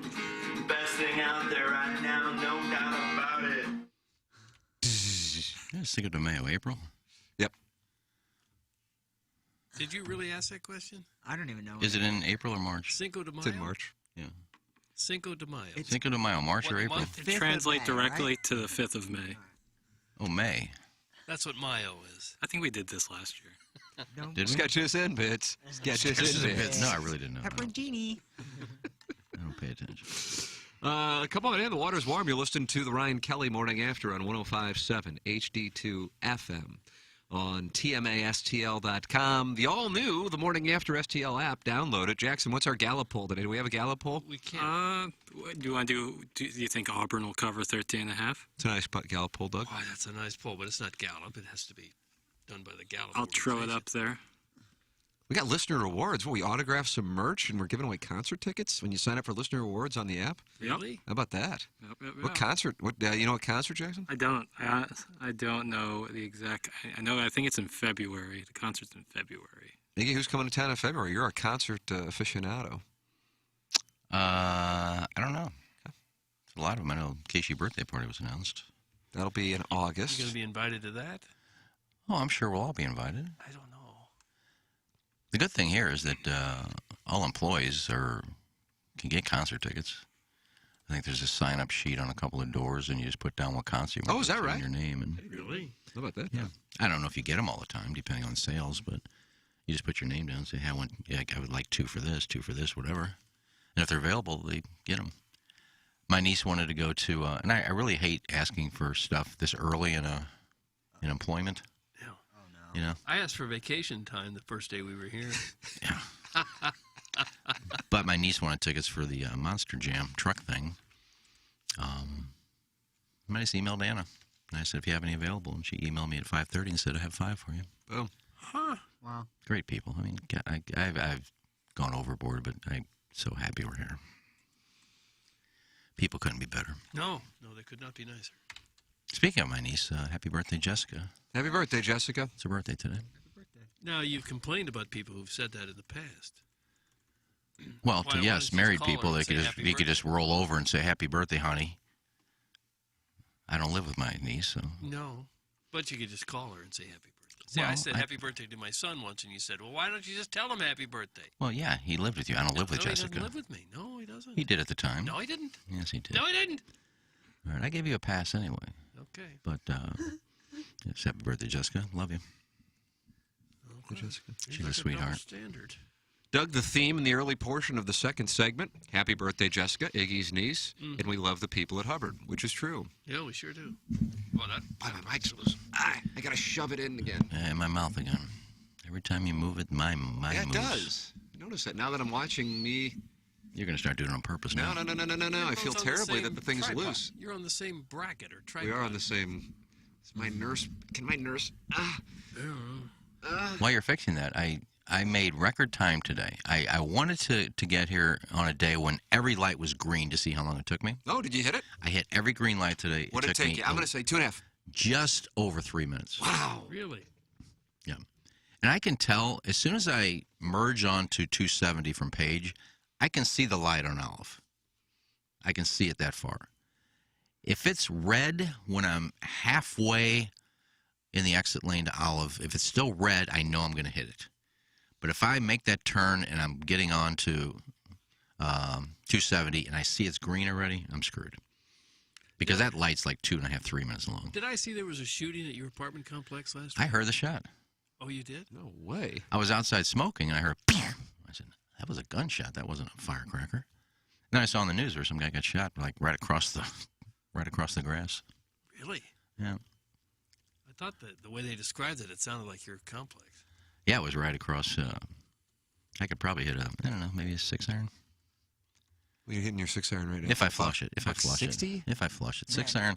6-iron, I can get $1.60. Yeah, my 5-iron's usually $1.75, so about $1.60. The cops didn't even realize at the time they're feet away from a sunflower patch.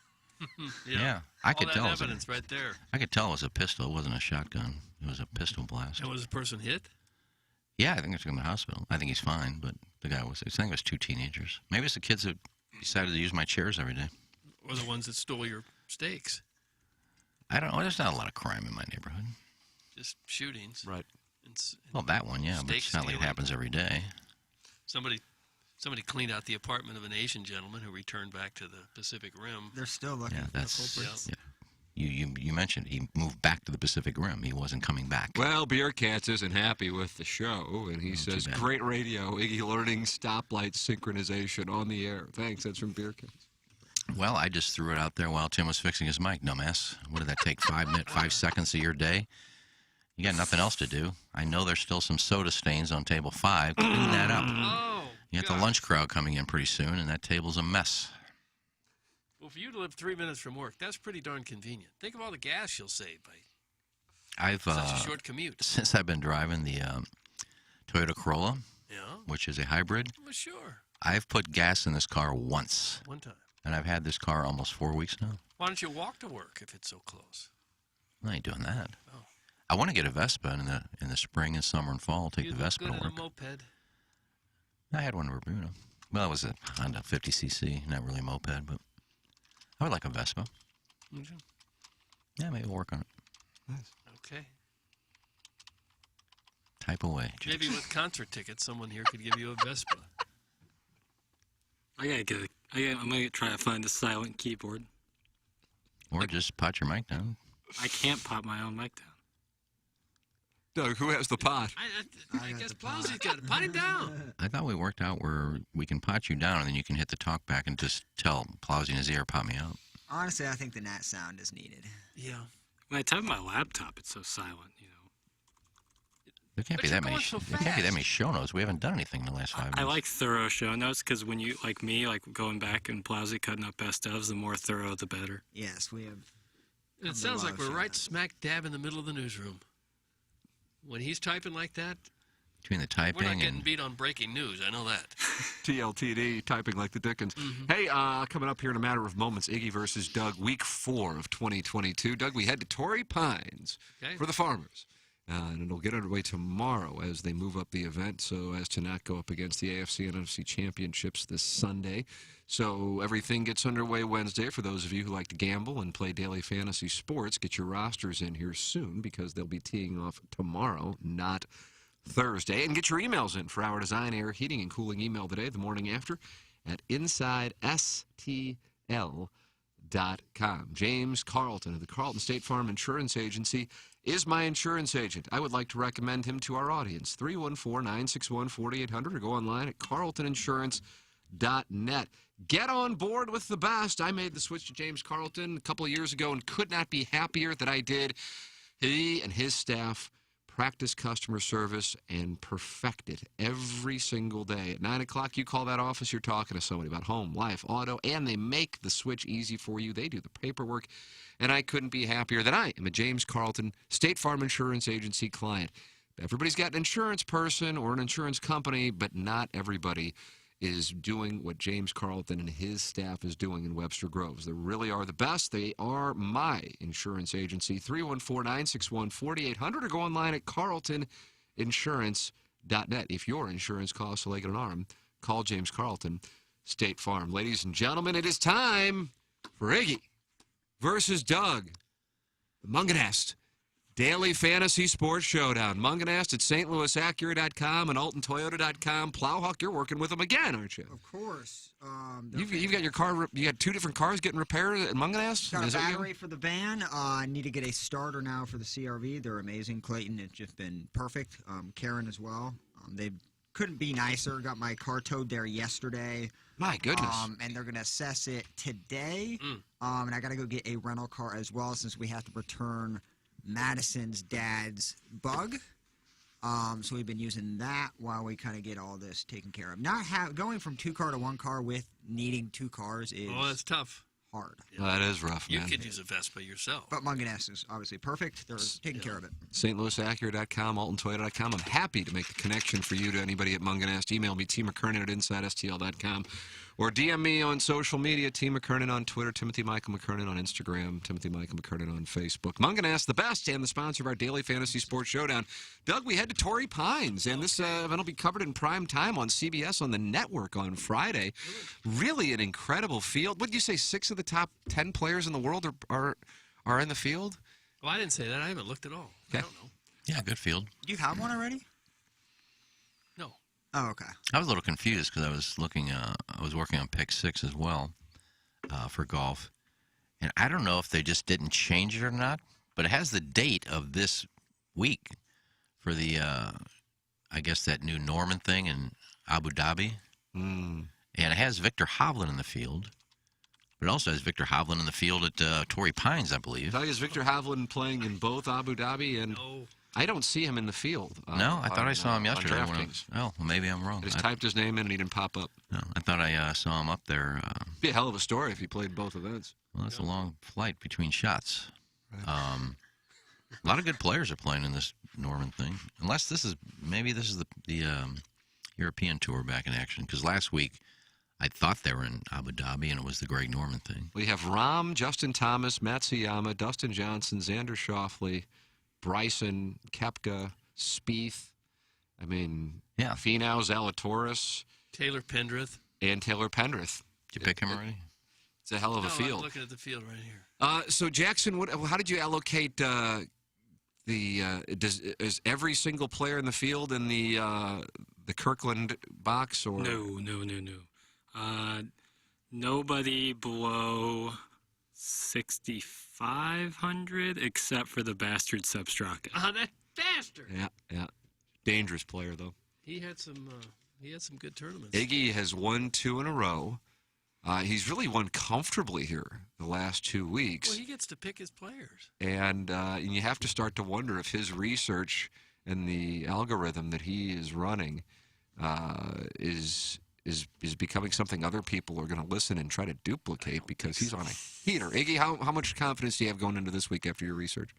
Well, it wasn't a lot of research. I didn't have a lot of data out there. I just went for guys that have played well here in the past, and if not here, have played well on the West Coast. And I look for guys that are playing well coming in. So that's what I went with this week. No big deal, but I like my roster. You want good players this week. You ask the same question every week. Well, we're It just depends. It depends. If I want to get a high 10, 11,000 salaried guy in there, I'm going to play some scrubs down in the 6,000s. Yeah, well, sure. But this week I didn't. This week I kind of matched it up. I got 2 7s, 2 8s, and 2 9,000s. Okay. So I got a little bit of everything. This is going to be fun. This is going to be fun. Exciting. My lowest priced player, I think, finished 3rd last week or 2nd. So I'll start off. Yeah, you have honors after last week's performance. I'm going with him only because he's had a couple of nice finishes here, and he played well last week. He cost me last week. I had John Rahm as my high European, and he lost to Molinari. So I'm going with Francesco Molinari. Wow, Doug, you think you're going to see a lot of ownership on Molinari this week after what was a very impressive performance? My numbers have him at 6.1% ownership. At 7,600. So I would have thought he would be higher owned than that after last week. 7,600. Francisco Molinari, and he won the Open in 2018. Yeah, it's the last thing he won. Really hasn't done anything since then. Well, he was leading at the turn at the Masters in 2019, and here comes the man in red, Eldrick Tiger Woods. I think if it's possible for me to pick players that put me over the salary cap, if I'm well under the salary cap, I should also get to pick somebody. No, we're not changing the rules for you. Yeah, I think we are. No, you're picking out of a box. Right. If you go Therefore, over, we if I can't go- we no, can't if I go put you over- into the game because you're over the price salary cap. There's nothing we can do about that. You have to pick Well, to then fit it. Then I'll just pick one player to get rid of. No, we're not doing that. You pick your 6 players, and that's who you got. We're changing the rules. You can 'cause watch you got this your on ass kicked for 2 weeks. youtube.com/TMASTL and talk it over with Friends of the Feather. Doug's first pick for this week's Old Vincent Whaley. Vincent Whaley. Vincent Whaley. Doug, Vincent Whaley, a player who made it to the weekend last week. 6,800. 6,800. What a trash. I like that pick. That's the one you wanted. You said if I could start off the lineup with Vincent Whaley, he's going to be owned by 5.7%. So that is falling under the category of cheap chalk. Cheap chalk. Iggy, what do we have next? I'll stay in the 7,000s, a little bit ahead of Molinari, but a guy that has played here well in the past, and he played well last week. I think he's made like 7 straight cuts. I'm going with Lanto Griffin. Lanto Griffin. Boy, he has played well at Torrey Pines, Doug, and Iggy is really sending a message early. Now, he is expected to be owned by more than 20% of the field. Doug, does that concern you? No, I don't care. Okay. No, I really don't. Now the Kirkland box is out. The Kirkland box is up, and the pick is in. We will go to the commissioner for the second round selection. Cameron Champ. Cameron Champ. I mean, you Champ. want distance on this golf course. Iggy, But Cameron you need Champ. accuracy, too. Yeah. Cam's a bomber, but hasn't been playing well as of late. Well, I'm happy to have him. 7,100. Doug definitely has some room for some big names, but only projected to be owned by 0.1% of the field. So this is kind of Doug zigging, whereas everybody else is zagging. All right, let's go into the 8,000s. I'm playing this guy for one reason only, because he plays well here. That's it. He plays well here. Ryan Palmer. Boy, Ryan Palmer has played so well at Torrey Pines, Doug. So well. And did you say what, he was 33rd on the tour last year in driving distance at age 45? Kind of surprising, but, well, the Texan can still strike the golf ball, can he? Hits it straight and gets it out there 300. I don't know if he can or not. Well, Patrick Reed. Preed, the defending champion. Nobody has a higher approval rating out on tour. The galleries always following him closely just to make sure he's not playing lift, clean, and replace when it is not lift, clean, and replace. Patrick Reed, defending champion. Honest mistake. And he is he's going to be owned by 10.9% of the field. People don't like to pick him because they don't like to cheer for him. Iggy, what is your next pick? This is just kind of a hunch. No really big record here. I think he had one good year. He played well here. But he's been playing well since he came off that second win. I'm going with Max Homa. Max Homa? You always lower your voice when you say the name, like, well, of course. Max Homa. I'm just going with Max. This is kind of a hunch. Okay, Max Homa. Producer Joe is listening to the show. Hold on a second, Doug, before you go. Since 2000, the average driving accuracy rank for winners of the Farmers Insurance Open is just 36.5. That's the second lowest of any PGA Tour course in that span, behind only Riviera. So he needs accuracy, huh? That's producer Joe. How about that? Just living in your head, aren't I? Rent-free living in your head. How about that? But you said it yesterday after I looked up something, and I'll say the same thing to you, dumbass. Come on, watch your language. Doug needs a big pick here. Wyndham Clark. Oh, boy. Played well last week. I mean, the next two picks are maybe the most important picks in the history of drafting out. I think he had a top 20 last week, didn't he? Clark, yeah, sure. Wyndham Clark, you can get him if you'd like for $7,200. Yeah. 3.7% ownership projection is what I'm seeing. I mean, that's what I'm That's seeing. just a bigger payoff when he wins. Yep. Yeah, you have a lot of leverage on the field right now with this roster. I don't think you're going to have a lot of duplicate rosters. I think. All right, let's go on to 9,000s for my last two. I think I'm going to use him in pick 6, too, as far as low Australian. Low Australian. Doug, he won here 2 years ago, didn't he? Loves this course. This guy can get it out there. Joe, why don't you go look this up? A little iffy on his irons sometimes, but I'm going with Mark Leishman. Mark Leishman, Doug, he spells his name M-A-R-C, like Mark Bolger did, didn't he? That's fun. Isn't that fun? Yeah, it's good times. Good times. Box them. Well, what are you doing that's more important? Okay. Corey Connors. Wow, what a ball striker. What a ball striker. Disappointing week last week for Corey Connors. So surprising when he doesn't play well because of his ability to strike the ball. Iggy, are you concerned by that pick? Yeah, because I don't have him. Last week I had him on my team, and he missed the cut by 3 shots. Week before, Joe had him in the top 20. I think he finished 4th. I'm not playing him this week, so expect a top 10. Oh. Okay. So, yeah, good pick by you. A lot of effort there. I can't tell. I just closed my eyes. Producer Joe is still listening to the show. Sure he is. And he said if the tournament starts tomorrow, he can't play any of these for pick 6. I'm sure he will have a solid excuse, though. That's right. I can't do any golf tomorrow, can I? I wasn't thinking. I mean, how they play on Wednesday so often, Joe. I should be used to that by now. Yeah, I guess I'm going to have to play football. Why don't we just... Make another pick. Why don't we do pick 6 tonight? Make another one. I think I'm going to have a baby tonight. Come on, just zoom. Get your picks into it. I hate to not have... Make You your forget last you pick. forget to do it, and then we do the pick 6, and you don't have your picks in, and you forfeit 3. So You're really pulling for me against I don't want this a-hole to win. So, please, pick. Yeah, my final. I think everybody knows who my final pick Doug, is. you know, How do we know? How do we possibly know who your last pick is? Nobody has played as well as this guy in the last 5 tournaments out of Torrey Pines. I'm going with Tony Finau. Doug Tony Finau, known for being able to handle the pressure late on Sundays. I think we all knew that. We can't. all knew who you'd pick. How would we know? But he got that FedEx Cup win in there, so. On a Monday in front of Hideki nobody. Matsuyama. Oh, and a response. Oh, and a response. You put that right on he top. Had Stick to have right it. up, didn't you? He had to have. So, Iggy, you think that the Plowhawk placed Hideki Well, Matsuyama? look at those. None of those are folded, are they? No, none of them are folded. Look, you can see the names right there. So when you go like this and just put that thing right on the side of the box for Doug. Pick that. If we need to go, we do have tape now, so we can go back to the tape. I did not. I'm just kidding. I mean, you're going to get your ass kicked anyway, don't you? Well, let's take a look at the rosters. Hideki at 13% ownership is what I'm seeing here, Doug. So what are we looking at? Iggy has Francesco Molinari, Lanto Griffin, Ryan Palmer, Max Homa, Mark Leishman, and Tony Finau. Where he be now?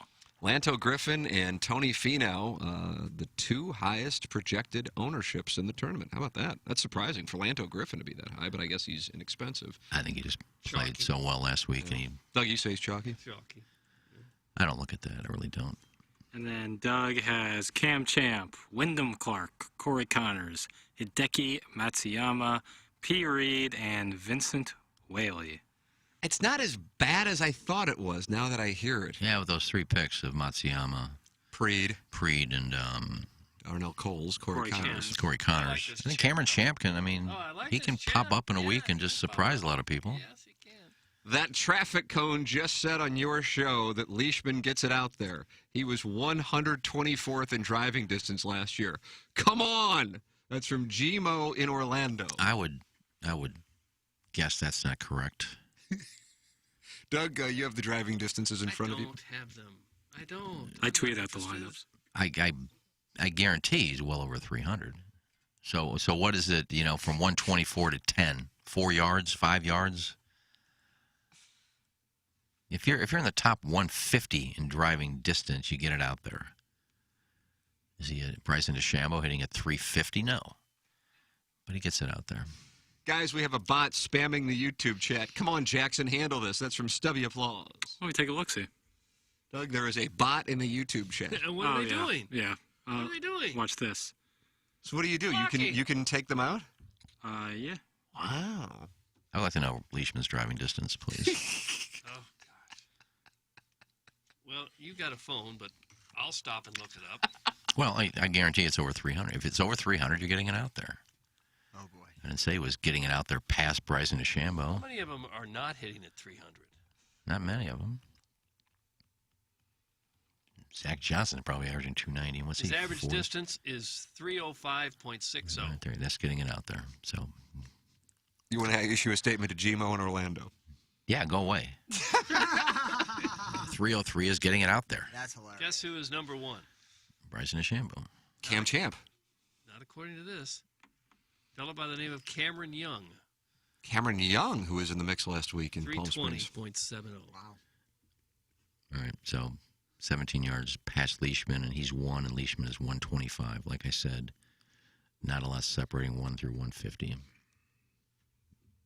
So if you want to continue to argue golf with me, we can do that. Oh, put your money where your golf is. Gmo in Orlando, you're welcome to call in and defend yourself. 636-900-4TMA. Right now, the phone lines are jammed with attractive, bi-curious women in their 20s and 30s. We've decided not to go to them. We just don't want to go to them because we have the sponsored segment presented by Munganess, the Daily Fantasy Sports Showdown. Doug, you got to feel good about that lineup that you just drafted. Yeah, well, they don't all get it out there at 300 yards. There's a lot of them about 290. I didn't say they all do. I said Leishman did. I did. I thought they all got it out there 300 yards, but they don't. No, there's some that don't. The lowest is old, well, now my phone's not cooperating. Zach Johnson? Come on, phone! He was 293.8 last year. That's Gmo in Orlando. It wasn't him. It was somebody I'd never heard of. Gmo in Orlando. What did he say? He said he drove at 293.8 last year. Well, This is William McGirt. we just heard 303, so. Who? William McGirt, 286.1. And he's a tour player? That's what it says, PGA Tour driving distance. Bills Tour? Bills Tour, that's correct. Bills Tour. It's a mini tour in Florida on the Gulf side. Jackson, the bots are taking over YouTube. That's from Too Fat to Kayak. I blocked him, so... Oh, I see that. Now it says message deleted. Yeah, and the user's been hidden, so... I really kind of, stopped that in its tracks. Someone's calling in, so if you could pop me in. Okay, we'll see you later. It's another bi-curious female listener. Joe Ryder's got me. I may be taping Becky Lynch tomorrow. Excuse me? I may be taping an interview with Becky Lynch tomorrow. Doug, she's the man. Is she? She's not the one that looks like a man. No, she's... There's a couple of those now. I've decided it doesn't matter looks. I would probably go out with an Irish girl just for the accent. All right. You like the brogue? God, I love the accent on Irish women. Dolores O'Riordan. Yes, hot. Gmo in Orlando's on hold. Gmo in Orlando joins us now. We're going to move him ahead of the bi-curious females on hold. Good morning, Gmo. Hey, good morning. Let's talk about this driving distance. Put that off. You ever been to the Friendly Confines? I haven't, Iggy. Actually, I've thought about driving up there. It's about 30 minutes away because it's up in Lake Mary. Yep. I'm over in the Lake Nona area, but I just didn't want to go, and then your sister not be there, so I haven't made it up. Okay, I don't know her schedule. She worked during the week. Yeah, she works some lunches. She works some evenings. So I don't know what days. Possibility. Well, go up there and have fun. If she's there, she's there. If not, you have a great lunch or dinner. It's always on the radar. All right, buddy. Let's talk distance. All right. 2021 tour average 296.2. All right. Number 10, 311.6, Brandon Hagee. 124. You're going to go down all top 10 with the numbers? Right. Mark Leishman, 293.8, so he was less than the tour average. I would not say that's getting it out there. What's that noise? Jawbreaker? You don't know.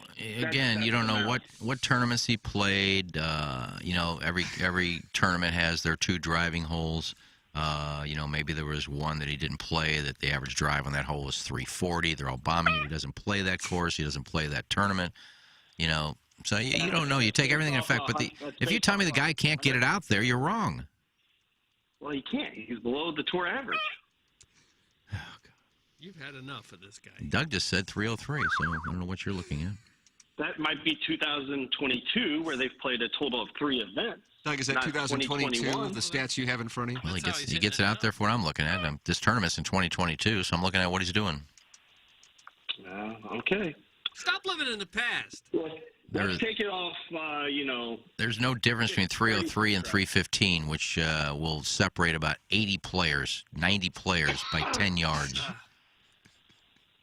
Guys that don't get it out, there's Kevin Kistner. But he still probably hits at 290. So you're going to tell me Kistner's as long as Mark Leishman?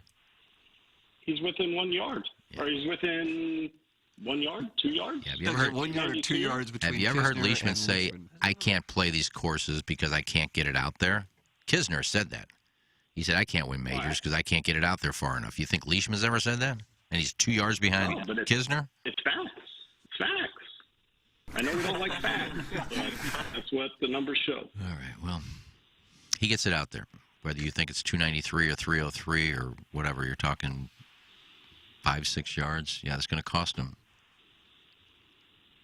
Distance isn't a problem with Leishman. That's what I'm saying. Okay. When he has to hit it out there, he does. Maybe he hits a lot of par. Maybe the tournaments he played last year, he's hitting 3 woods off of the par 5s because he doesn't need to. Right. Below the tour average, 124th in the standings. Again, did you hear what I said? Until you give me that, go through all the tournaments he played and find out what the driving holes were. And a lot of these guys hit it far enough that they don't need to hit driver. They'd rather have accuracy on par 5s than hit 3 woods. Okay. So a guy wants to hit driver, hits at 340. I'm just going to lay it up, and I'm still going to have 220 to the par 5. I'm going to hit 3 wood, and I'm going to hit 290. I don't believe so. Who cares? No, but you don't know. You're right. Okay. Doug, good luck this week. Well, thank yous. Thank yous. Like that was Gmo in Orlando, not happy with the driving distance statistics. Iggy was advocating on behalf of Mark Leishman. He was not happy with the responses. You could just tell in his tone. He's like, ugh. Wasn't it Leishman that gave a shout out to Tim for picking him at the PGA? Yeah, Mark and I have played a few rounds together, and he appreciates my ability to really put 158 pounds and just really my torque. Let's take a pull up, Doug, with the 2018 Fan Page Club Championship. This is hole 6. Totally different swing than you have now. Yeah, what happened, do you think, here? Let's line up the swing from 2021 and the swing from 2018. Doug, what do you see as the difference? Torque. Yeah. I see a difference in Swing torque. seems to be more on plane, doesn't Swing it? Watch the plane. club. The takeaway is so different. I wonder why. Well, a lot slower back. You're not worried about trying to smash it. You're not trying to get a 200-mile-an-hour ball speed. Yeah. You're taking it back slower and just one fluid motion, not trying to whip it. Yeah, I'm excited about it. I don't know if I'll qualify for the U.S. Open this year. I'm guessing no. What? I would guess no. I mean, you haven't qualified for a PGA event yet, have you? Well, he hasn't tried. Thank you. Thank you for the delicious answer. If he ever wants to. 0. It's not like he has a losing record in the PGA. Well, I could say that, too. I mean, if there's ever a PGA Tour event here, a regular event, I guarantee you Tim will try and go out Monday to qualify. Probably make a couple. I guarantee that. There's a lot of 3 handicaps out on tour. I'd like to see you have the pressure of going. There are, if you look at some of the scores on. You think some of the guys playing have 3 handicaps that somehow have snuck through the cracks? No way. If I had to play one of those PGA Tour tournament courses right From now, the tips? I'd shoot 170. Oh, I would shoot 200. There's some in some of those courses, the tips, I couldn't even make it to like the fairway. You know how like there's that weeds and grass between. Yeah. If you play desert golf, sometimes you have to carry it 240 just to get it over the I would rocks. have to lay up on every. And now you're dealing with snakes and things. We saw newts, snakes in Montana. And it freaked me out. But apparently Montana has 0 poisonous snakes. Really? Yeah. That's what my brother-in-law said. Good morning, guys. I would like to make an announcement. I will never go back to Florida because this dildo lives there. Hey, Gmo, go hop in the Everglades wearing a chicken meat suit. That's for my shave, my balls. You ever for this? Oh, he's all right. Chicken. They sell chicken meat suits. In Orlando? The Everglades, they do. I don't think so. Lady Gaga. I suppose. Gators would get him. or the Gators eat pythons. chicken? They eat pretty much anything, don't they? Oh, Oh, gators gosh, love chicken. Is there a lot of chickens running around the Everglades? Not anymore. I've been watching a lot of animal documentaries and seeing anacondas in the water and like where they stay. It's pretty freaky to ever swim again. Oh, yeah. Where Stay they out can of the fit water. in these little banks and these cracks and Stay they're out. undetected. It's a great movie with J-Lo and Yeah, it is. Ice Cube. If you're in the Amazon, stay out of the water. Remember we almost got eaten by a some boar. horrible You don't know what beast that was. had Wild its boar, line Doug? up in its sights. That was the scariest. day of my life. Mm. We about died in the Everglades. I saw dead relatives. It was probably nothing. You didn't see anything. You heard a noise, and you just assumed it was something Oh, it was something beast. right by us, letting us know. I'm glad I didn't see it. Probably one of those cranes. When I lived in Florida, they were always like, we should go take a tour through the Everglades. I said, no, thank That's you. nightmare. I couldn't Right. even stay in there for 24 hours. They I have don't this know. an airboat ride. Oh, I'd love to get on an airboat through the No, Everglades. thanks. That thing breaks down and you're one-on-one versus an Snakes hang from alligator. tree. Like, dude, no way, man. No way. Well, it's not coming in the airboat. If you break down, you just call somebody and say, hey, we broke down, send somebody out. You're sitting in the thing. Go with Gmo. What if you can't get cell service? Well, somebody will come by eventually. What if your phone got wet? Well, you're making up all kinds of excuses. Hop into the You're not going to have any fun if you. What happens if this happens, and if this happens, and this happens? Then we get an alligator. We better not go. Yeah, but there's not many other settings where if things go wrong, you get eaten by a dinosaur. On the count of 3, everyone besides Pockets move away from your mic. We can finally prove he's the heavy breather. That's from Harrison's brother, Master. Okay.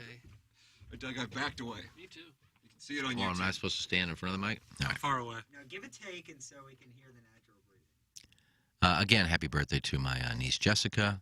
Happy birthday, sweetie. Love you. Maybe you'll have dinner this Sunday. Now, you just... I heard it. You just, hopefully you can see the YouTube. He just got right in front of the I thought microphone. that was Jackson.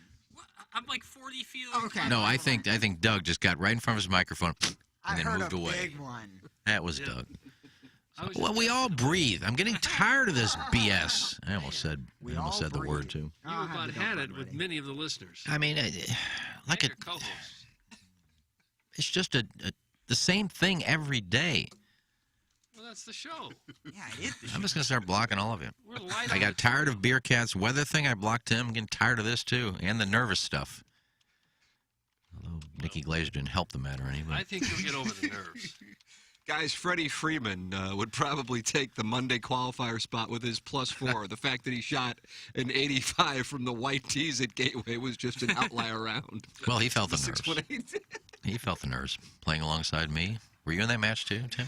I was not. No. Well, he felt the nerves. Grande. One of my favorite moments in fan page history was the response, like it was Buster Douglas beating Mike Tyson when Iggy beat Freddie Freeman. I'm just like, this guy, Iggy can do no wrong in these people's eyes, including beating a guy who is a +4 who shot an 85 from the white tee. He took me to 18. Who was this? Freddie Freeman. He was in the Fan Page Club Championship. Raby did a deep dive on it. I can't recall what the deal was, but was he a scratch golfer? I think it was a +3 according to his handicap. His gin said like he was like he had like no higher score than like a 73, and he went out and shot 85 from the white tee. Well, he got some What bad Raby breaks. call him the People's 8? He got some bad breaks. I mean, he was driving the ball through fairways into the long stuff. I don't think a +3 could shoot an 85 from the white tees at Gateway. I- They had Would your 100 handicap rounds. even allow it? Like how much? Like you couldn't take more than like a 5 on the par 3. I think we decided he wasn't a 3. No, but I thought it was a +3. Yeah, but he wasn't an 8 either. Wait, a I saw his +3? swing. It wasn't. He beat a +3. Okay, now I understood. I was I saying saw his 3, swing too. maybe It wasn't bad. It wasn't bad, but it wasn't a +3 swing. Well, we said there's no way he's a +3. He even said, I'm not a +3, but your handicap says +3. Right, so that's the only thing I can really Skip go on. Berkmeyer is listening to the show. He just texted me, it's not possible. Yeah, there's no way. I'm shocked that I thought a 3 handicap. I would love to be out there with Skip playing the white tees at Gateway when he fires an 85. Oh, God. Yeah, have those 2 play. I would ship my bankroll on Skip to win by 10 The plus. people's 8. 85 sounds pretty good to me. That's what I'm saying. If I could hit 85, I'm blushing. Maybe he was afraid to beat me. Why? Because of all the negative press you would get? I never live it down. That was really important to me.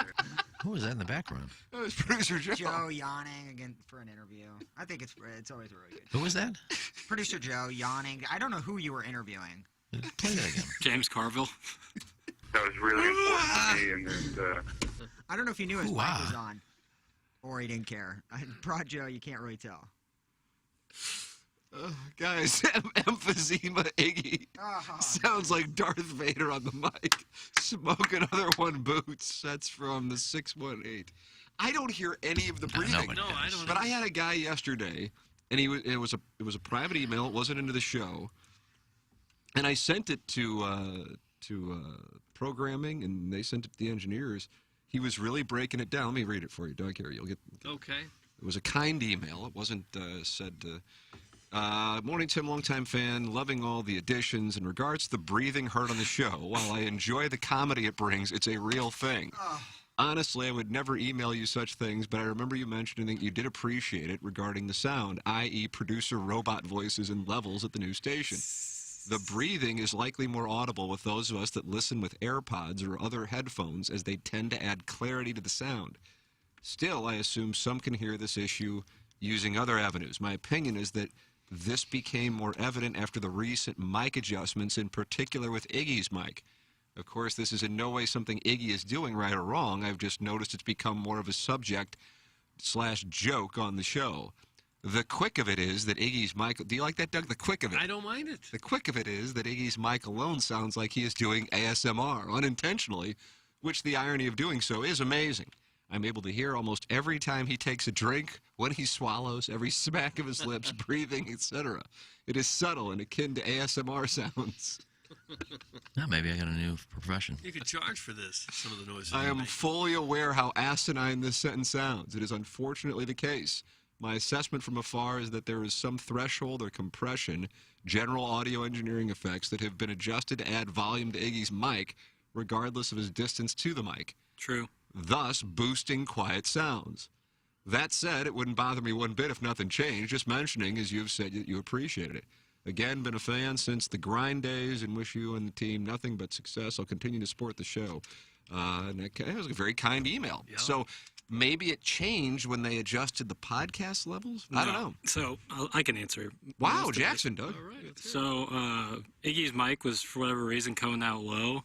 So they boosted it, come out a little hotter, and that's probably why it's picking up more, lip smacking or coffee sipping, which is kind of the breaks, It's either Iggy's real low or you're kind of hearing a little bit more than other folks would. So the answer is that's just the breaks? Them's the breaks. I don't know what else to say, but, we were getting a lot of complaints that Iggy sounded really low, which is a problem because if you're turning up Iggy and then it sounds really loud when other people talk, that's not good. Yeah. If you're hearing some coffee sipping, that's better. But, we can work on some ways to, maybe some mic foam would do. Oh, you want some mic foam? I think it's worth a shot. I think maybe foam might do well. But then you can't really use the sock. You fix, they're still going to say they hear it. So I was listening to one of the Ringers podcasts, The Rewatchables, which I really enjoy with Bill Simmons, and they forgot to turn one of the guys' mic on for a 2-hour podcast. So it kind of sounded like the Riz interview from years gone by, and it just made me smile that even the podfather himself, Bill Simmons, can mess up every once in a while. Podfather, Doug. Yeah. I guess we could put maybe a couple, 3 or 4 of these socks on the mic. Maybe that would help. In the absence of Iggy foam. has a sock on his. I know. Maybe we put 2 or 3 more on there. You need some more socks, bro? No, I'm fine. Socks aren't sexy. I got my purple. Oh, we're tube sock. It's the deep breathing and the well, maybe nervousness I'll that have people upset. Maybe I'll do an NPR show. Joining me today on NPR is going to be Susan Johnson. She wrote the book. Johnny's wife. Why wouldn't you have Johnny Johnson on NPR? She wrote the best-selling book, Chicken Noodle Soup for the Soul. She's got a sequel out, Beef Barley for the Heart. Oh, it's coming out today at 2:30 on Fresh Air with Terry Grosh. Right now, an interview I did with Liam Neeson back in 2004, talking about Taken. Back after this. Boy, that was really good. I used to listen to, not by choice, but I listened to a lot of NPR as a child, and that was... Clip that off. That was... This when you were being punished? No. So twice a week after elementary school, public elementary school would do, I would go to Hebrew school, and on the way there, the person who drove me would always listen to NPR, and I was like, God, this is brutal. Hebrew school sounds... Is that shul you had to go to? What do they call it? Hebrew school. I know, but isn't there another name that's close to it? I didn't call it anything but Hebrew school. It was like, hey, I know you just went to school for 8 hours. How about 2 hours more? You had to do that every day? No, Tuesdays and Thursdays. Is that a kibbutz? No. That's where Stacy Nelkin went in Springfield, Missouri. Well, that's like a farm. Her daughter went. Is what that was called. I don't know. Guys, I'm a 17 and I could shoot an 85 from the whites at Gateway. Freddie Freeman is a hashtag fraud, just like the blimp boy. That is from Steve Klein's Dirty Hat. You couldn't shoot 85. Yeah, if you're 17, 85 would be a really good day.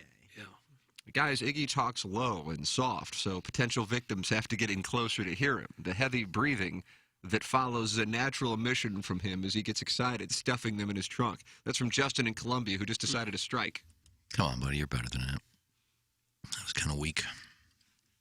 No, I just breathe when I talk, own sorry. an ether rag, do you? No, I don't. I think you have a future at NPR, though, based on what we heard. I was very impressed with that. It was very good, sir. You think you could go a couple hours talking that low? If I had to. Probably. It would depend on the guest, too. I mean, you've done everything else in this business. Why couldn't you do that? I'm sure I could, but I'm happy where I'm at. If NPR called tomorrow and said we need you to take over for Terry Gross and Fresh Air. Who's Terry Gross? I would say no. She's been around for a while. She's very talented. She does most of the interviews. Her show is called Fresh Air. And she does a lot of celebrity interviews. Kind of like me, except hers that you've heard of before. Doug, if you have visibility to your company or place of business's commercial fire alarm panel and system, please email EDF at fire@edf-rg.com, and they'll have a technician come out and provide a free evaluation of your system and offer the most competitive contract pricing in the market. You can also check them out anytime at edf-rg.com, the official commercial fire alarm services and solutions provider of the Ryan Kelly Morning After. EDF is Missouri and Illinois preferred full-service vendor for licensed and certified professional servicing, monitoring, and testing for fire alarm services and systems, fire suppression systems, fire alarm system monitoring services, tenant improvements and construction, security access and monitoring service. It's engineered design facilities. EDF, the sponsor of our text inbox here on the Ryan Kelly Morning After. Send your emails in 45 minutes on the captain's log. We have our design, air, heating, and cooling email today, the morning after at InsideSTL.com. Send yours in and compete with all the greats. The morning after at InsideSTL.com. We are at 9:02 in St. Louis. We'll take a commercial break. Come back with more of the Ryan Kelly Morning After. KPNT-FM HD2, Collinsville, St. Louis. Your home for the morning after and TMA all day. Stream us live at youtube.com/TMASTL and at TMASTL.com. Hi, I'm Ryan Kelly with thehomeloanexpert.com. You know the old saying, new year, new mortgage, and that's never rang more true than now. With mortgage interest rates sitting near all-time historic lows and home values skyrocketing, there's never been a better time to be looking at a refinance. We can lower your interest rate and save you a couple $100 a month and maybe even pull out some cash to pay off those credit cards and make those home remodel projects a reality. Apply online today at thehomeloanexpert.com. NMLS number 1326240. Celebrate your favorite team's touchdowns this year with Tullamore Dew Irish Whiskey. May their feet be swift and their aim be true. May the refs be forever in your favor and your whiskey always Tullamore Dew. Tullamore Dew, the original triple blended, triple distilled, smooth sipping Irish whiskey, made exactly for game day moments like these. When it's game time, it's Tully time. Please enjoy Tullamore Dew responsibly. Big party last night. What happened? Oh. I just fried some chicken, watched TV, and went to bed. There you go. How much chicken did you fry? Well, Schnucks had it on sale, so I got the value pack. So they're like 12 thighs. So it wasn't a whole fryer. That's a lot of chicken, isn't it? Well, I got a lot of leftover chicken. The Hales have thighs. I don't celebrate birthdays. I mean, Iggy, where's the... my 21st, I celebrated. Here we go. Here's what I got. Nurse. I'm sorry, I forgot to... Producer forgot to put them in front of everybody. Yeah. My 21st, I celebrated. My parents took me to Schneidhorst, and then we went to the Breckenridge where I worked and had a cocktail, and that's the last time I celebrated. 21 was the last time you celebrated, really? Yeah, really. That was a big one, even though I'd been drinking since I was like 17, but... that was a big night back legal then. now. Schneidhorst and then the Breckenridge. Well, that was a big night for me because there was a... I can't believe she did it because she knew I was with my parents celebrating my birthday. A hot chick was after you. Well, she was an older chick. Helmsley? There was a piano player at the Breckenridge. This guy that you banged again? Yeah, no, just not the Chase, guy in the not tub Chase. with... No. He was like happy hour piano player, but the evening was Eddie Samuels. Eddie Samuels. He was a big... Eddie, they call He him. wanted everybody to think he was a big Vegas guy. Like, here's a song from my good friend, Bobby Vinton. Bobby and I go way back. And every song he'd play is like he knew who they were. But his wife would always come, and a very attractive lady. Yeah, sure. And out of nowhere, she says, Iggy, I left something at home. Will you go with me? Oh, did she really? You can't ride yourself home? No, she wanted you to go with her. So I knew what that meant. So I said, yeah, I'll go with you. And then I banged her. Ah! In your whip? No, at her house. Very nice. Just how did that happen? You walk in the door and she says, "I'm not looking for anything at all. I just want you in my boudoir." Or was it like Mrs. Robinson, where all of a sudden she was slowly trying to seduce you? She was much older than me at the time. And what are we talking about age range here? She was probably 50-ish, 55 maybe. And you're 21? Yeah. Holy moly, cockatoy. That's like a bigger gap than Mrs. Robinson. May, December. You know. Well, I mean, I'd known her because he'd been playing at the bar now for like 2 years now. So then what happened? Now I am legitimately curious as to how this all played out. We just went back, and she said she left a purse or something. But Right. we had sex and then went back. I understand that part, but how did it go from you walking in the house to actually engaging in coitus? Like, was she the aggressor? I kind of got that feeling on the way home to her house. She was talking about, her husband's boring and blah, blah, blah. And, I wish we were back in Vegas. And she had flirted with me all the time in the bar. So we just got in and I just said, are we here for a reason? Did you really leave something? Where'd she live? And we just started making out. Where was this love shack? Ladue. Oh, wow. Not far from the Breckenridge where they... Dog, I mean, this is a They had money. 25-year-old Ladue woman. And you left your seducing parents? a 21-year-old Iggy. Yeah, my poor parents are So sitting they're there waiting there, and for you're me. like, I got to drive back with this 55-year-old lady. I said, I'll be back, Mom and Dad. I said, she left something at home, wants me to go with her. Yes, okay. So, like, an hour later, I get back. Felt so bad for my parents. But they were enjoying Eddie Samuels. They enjoy that Frank Sinatra type Who didn't? Yeah. Yeah, he was... fabulous entertainment. Oh, I've never seen this man so mad. It doesn't matter, but I'll bring it up only for the cat. He was an older Jewish gentleman. Sure he was. And he had his ways about things. Everything had to be perfect. His piano had to be dusted off, and He wanted the bell in front of him. He loved his old time music. Yeah. And I waited on Rush one year. Rush Limbaugh. The band Rush. Okay. And we hit it off very well. Yeah. To the point where they came back the following year in concert and stayed at the Breckenridge and asked for Iggy. Where's Iggy? As their waiter. We remember him. We liked him. Yeah, third Boy, person. life was great then. Women wanted you. Rock bands wanted to hang out with me. What happened? Jason Yeah, Duffner. what did happen? I'm celebrating my birthday by eating fried chicken and sleeping. Doug, you say fried chicken's good, though. Fried chicken in the oven is a treat. See? I love fried chicken.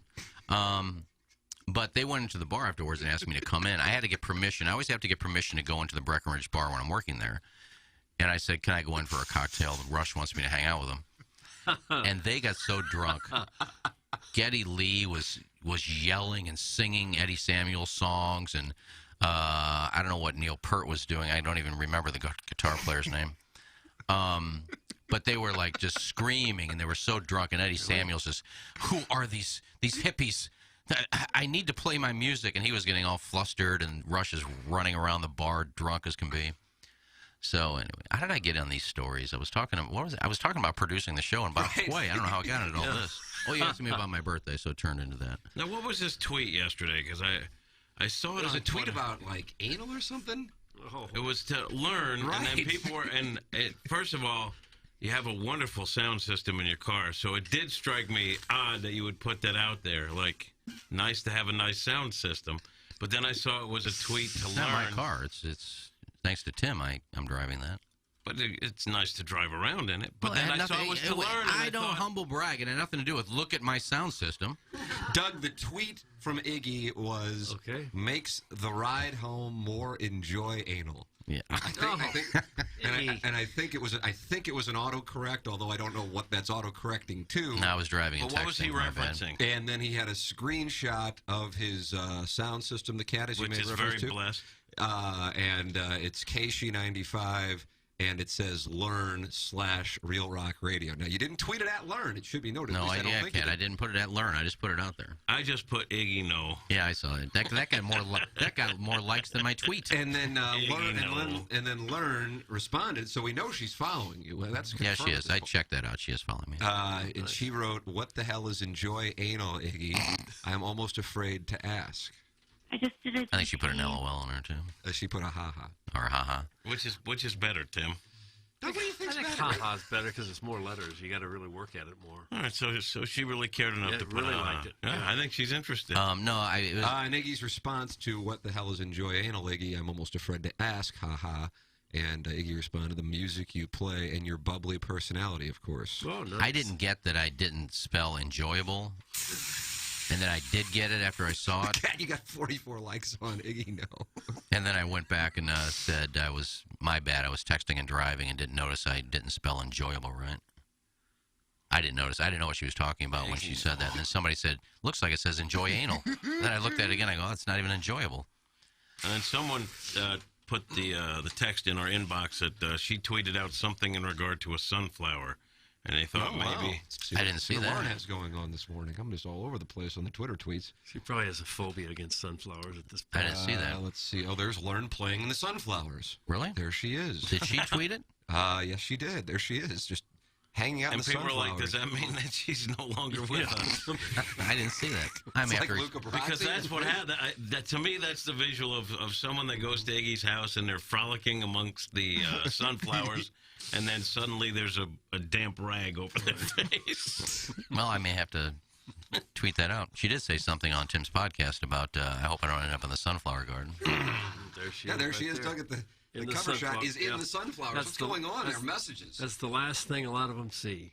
Here's Action Jackson with 3 more ways to get TMA content. Watch TMA on YouTube. Click the bell to subscribe. Download the podcast. Find it at tmastl.com or wherever you podcast. And check us out on TikTok at TMASTL. Thanks, Jackson. It's the Ryan Kelly Morning After on 105.7 FM HD2.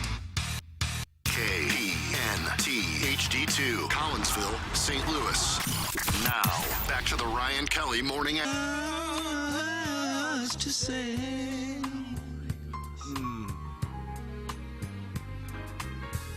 Searching but not finding understanding anywhere.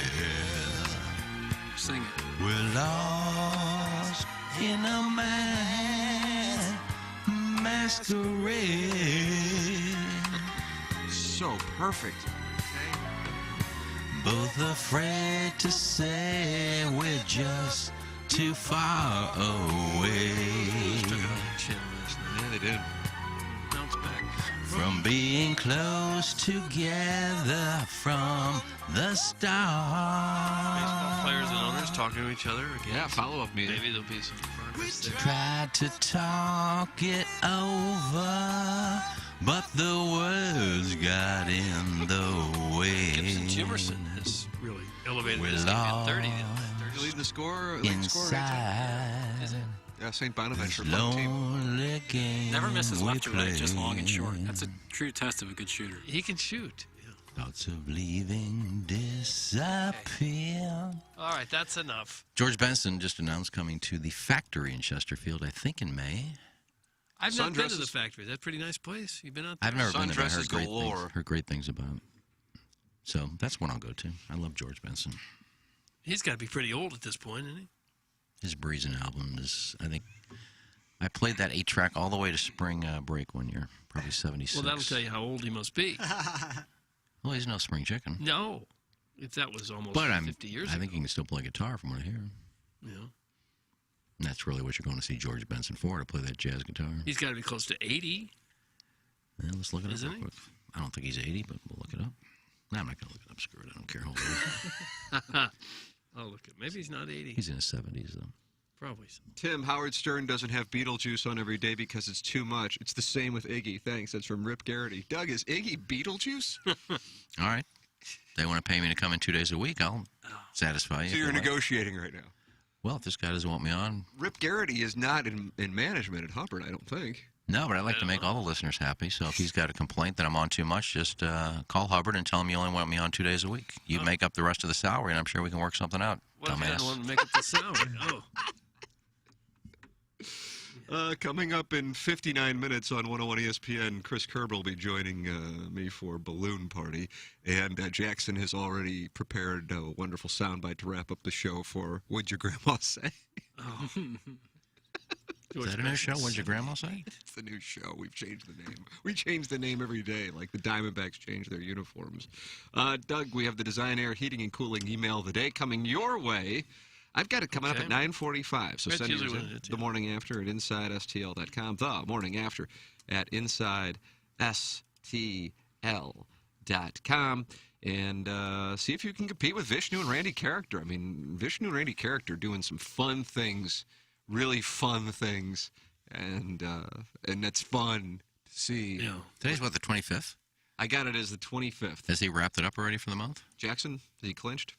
Yeah, I think so, because we only have 3 more shows, well, 4, including this one, and then I think the first is Tuesday. Doug's the first Tuesday? I don't. So 5 more emails. So theoretically, JV Golf Coach could run the table. Does JV Golf Coach have that kind of game, though? Very talented, but that's a Tiger kind of run to run off 5 in a row and just not run into a Carlos Spicy Wiener. Tunnels Talty, just somebody who you know is going to play really well. Glumpy. Right, and I think JV Golf Coach, and I think he's a great emailer, but he's kind of a guy who wins on the days where other emailers are kind of slacking. Oh, It's okay, though. He's consistent. He writes in every day. He writes in every day. It's kind of a war of attrition, but I think he's won a couple where some good emails were sent in, but I feel like a lot. I mean, you just yesterday called him Hudson Swafford. That's what you just did. Yeah, he won yesterday because the smell in the studio was so foul. Oh, that's right. I just had to get out. I voted for Kevin Miller. I just want to get out of here so quickly. Yeah, we would have voted for like Kaiser Sosa if he emailed. Never had a moment like that, Doug. Never had a moment like that. Plowsy, We have it on video. Is your sphincter in better shape today? I tell you what, it's gonna take a couple days to kind of recoup everything. My appetite. Recoup. You're gonna need to be re-sleeved, dude. When Iggy, I don't think you realize when I was sitting in with Eric Bischoff, I was just getting done with that poop. Like I was still feeling rough, and it's raw. It was raw. I mean, everybody. So your hole was raw? It wasn't raw. Oh my gosh! Yeah, Don't I say need raw. baby powder, and it was brutal. But you're okay. You're better today. Yeah, I went home and still took a couple more. No. Jesus. Freaking awful. You lose like 8 pounds? Yeah, it felt like and then I went back and had 2 Lunchables and a bowl of honeycomb. So, I mean, I was back to my game. Yeah. But, boy, there was a 4 or 5 hour period there where you were really in trouble. When Balloon Party was going on, I didn't know if I was ever going to leave that bathroom. I thought I would. Yeah, I would have to camp out. I told you I couldn't leave. I was washing my hands and then back to the back toilet. you go. That's troubling. I fried pork chops. That's not good. That's a different topic. We had hamburger helper. What'd you have, Doug? I don't even remember. Chicken. What do you want? Metabolic Meals barbecue chicken pizza. What do you want Thursday? I got to turn my order in today. No, I always like salmon. Trout's terrific. Salmon sucks. I got to change. I mean, what are you thinking, Iggy? What are you feeling this week? What's fresh in the St. Louis area? Tilapia. Well, everything that Fabulous Fish Co. has is fresh. I'm thinking maybe some Chilean sea bass. Oh, Jack. That's how will you season to make it so pleasing? I haven't done that in a while. I'll probably just pan fry it. Nice. What about these pork chops you spoke so eloquently about? I'll have those again tonight because I made 4 of them. How many did you have last night? 1. So will you have it for 4 nights? Are they still good 4 nights later? I'll probably eat 2 tonight. Oh. I won't have a side dish. I'll just make a couple of sandwiches. And then I'll give one to my neighbor or throw it on the yard for the squirrels. You walk over to your neighbor and said, "Here's your pork chop." Well, I always ask her if I see her. I said, I got some pork chops. Oh, this is the gal you're sweet on. No, she's nice. She's my Puerto Rican neighbor. Bone in. Okay. Bone in, bro? Yeah, I don't like the butterfly chops. I like more fat. Oh. Well, I like pork chops, but I don't like fat. So you may have Chilean sea bass Thursday. Warm that up. That won't be smelly. That isn't gonna cause a problem. Well, Doug took it home last week. Yeah. I told him to we're take it turning home. the corner here, I think, Doug. No, 4 weeks in, we're turning the corner. Yeah. I destroyed the bathroom in Oh, the yeah. studio. Yeah. Fish is the last thing they're worried about. And correct me if I'm wrong, but the door was open? Jack. What? When I went? Yeah. Well, the first time. You leave the door open, they go to the bathroom? Because it was such an I told you the emergency. first time I couldn't. I barely got. I had to unbuckle my belt when On I the was way. running Yeah. to the bathroom. Like it was. Like I said, the construction This workers. is because of Marie Callender.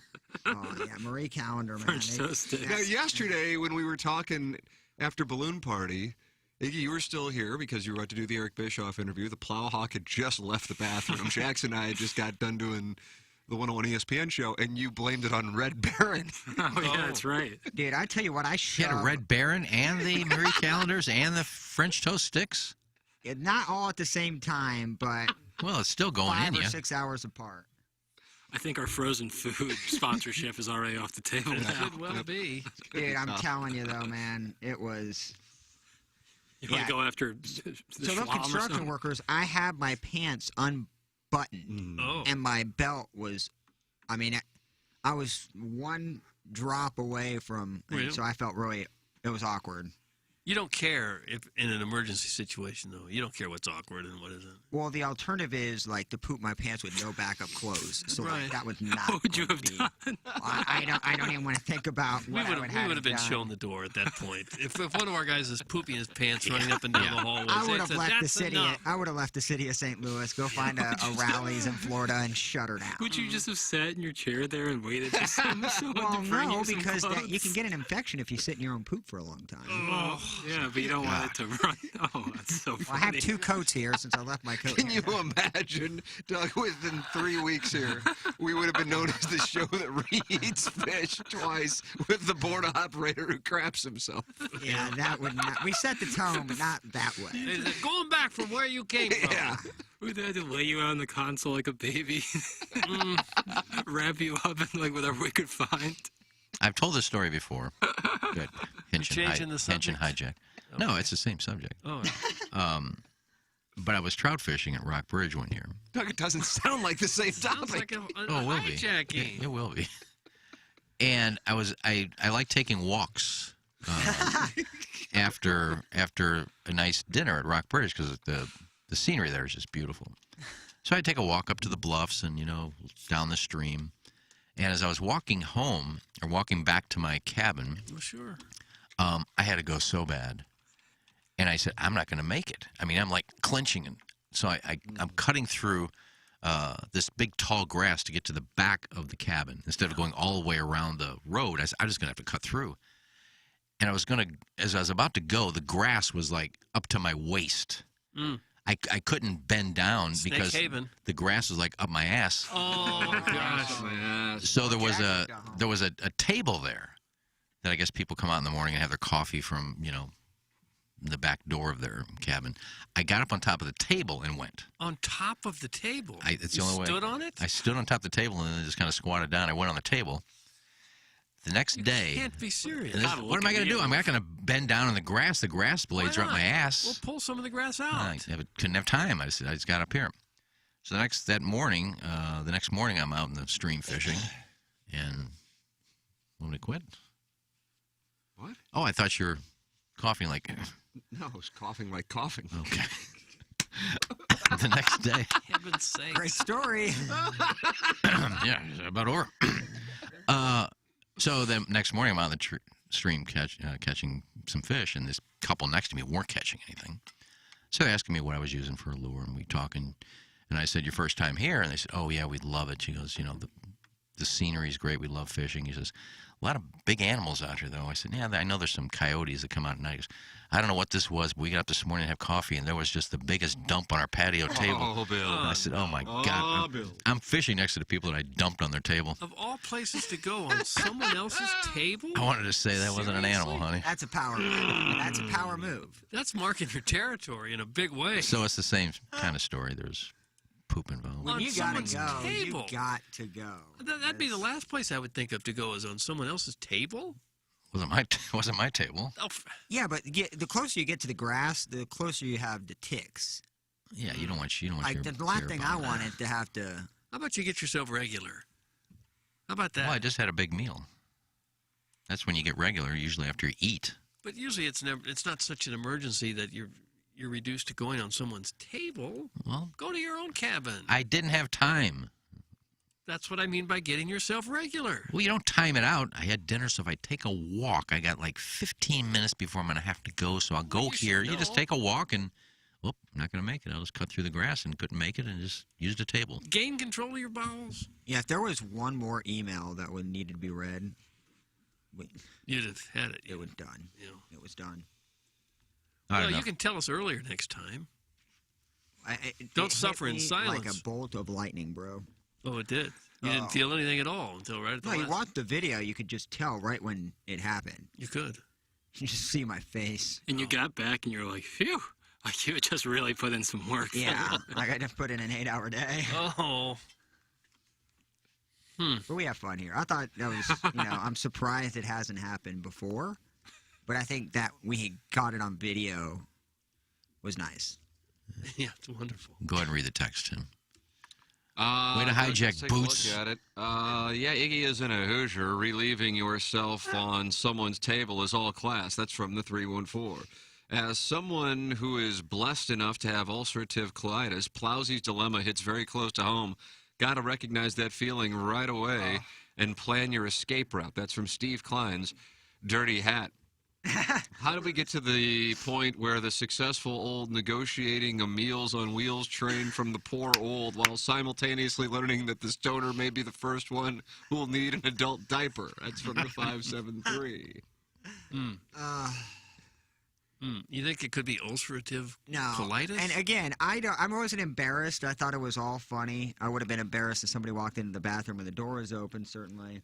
But I felt bad about just completely soiling this studio because you guys were in it and had to smell it. Well, that hit. It came out of nowhere. God, It went 0 because to he 60. announced that he had to leave yet again. Yeah. And then within seconds, Doug, the vapor from his colon started to seep into our nostrils. You know what I think we need for the addition of the YouTube chat is have one of the cameras, like one of those infrared cameras, where you can Mike actually Francesco. see every. Yeah, you can see like every. Like heat. You can see heat. What we need is a can of Glade. That was so fake, but it was so funny. the fart thing When and the they infrared. said they accused Frances of farting on the air, then some guy said, "Look, we have infrared." Just Okay. big red trail coming from Frances. That was one of the funniest videos, though, when they did that. Oh. I felt very hashtag blessed to not be in the same studio as you lucky guys you. yesterday.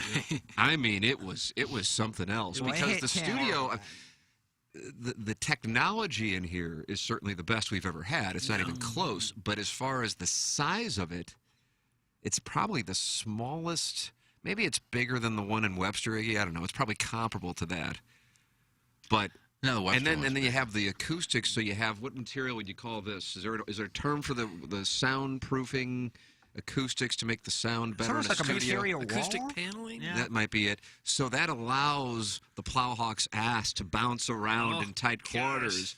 And so as it would exit his matted tufts and then circulate around the room, we all were kind of hit with the fragrance of his love. These Well, drapes, these I've never drapes in seen front of the people get out windows. of here so quick. These drapes were white yesterday. Today they're brown. Dude, and I do have a lot of matted tufts Clip that off. in that area, and I'm telling you today, I'm not saying they singed off. What I am saying is came out they may so have hot? died and just fallen off after that. So. Well, Doug, you're right. Stratum Structural Systems, waterproofing and foundation repair. Nice air check to send to him. Think local, think Stratum, stratumrepair.com. Waterproofing issues, do you have them? Well, Stratum will take care of them for you. Matt Ford, Brett Groman at Stratum Structural Systems, waterproofing and foundation repair.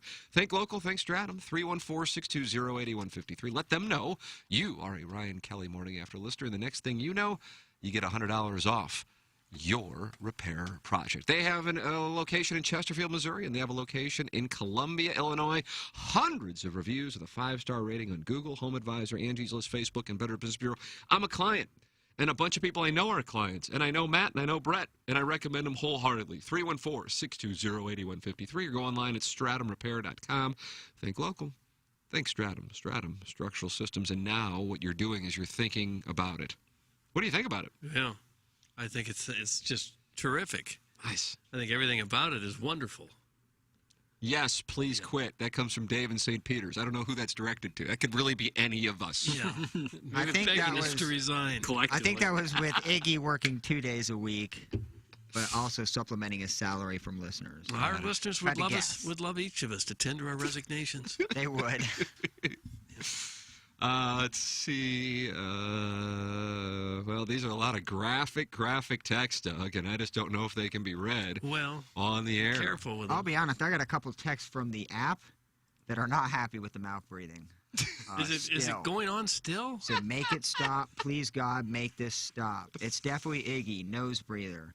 Podcasting first hour, and all I hear is typing and nasal breathing. Wow. Well, now you're supposed to breathe through your nose. We're not supposed to breathe.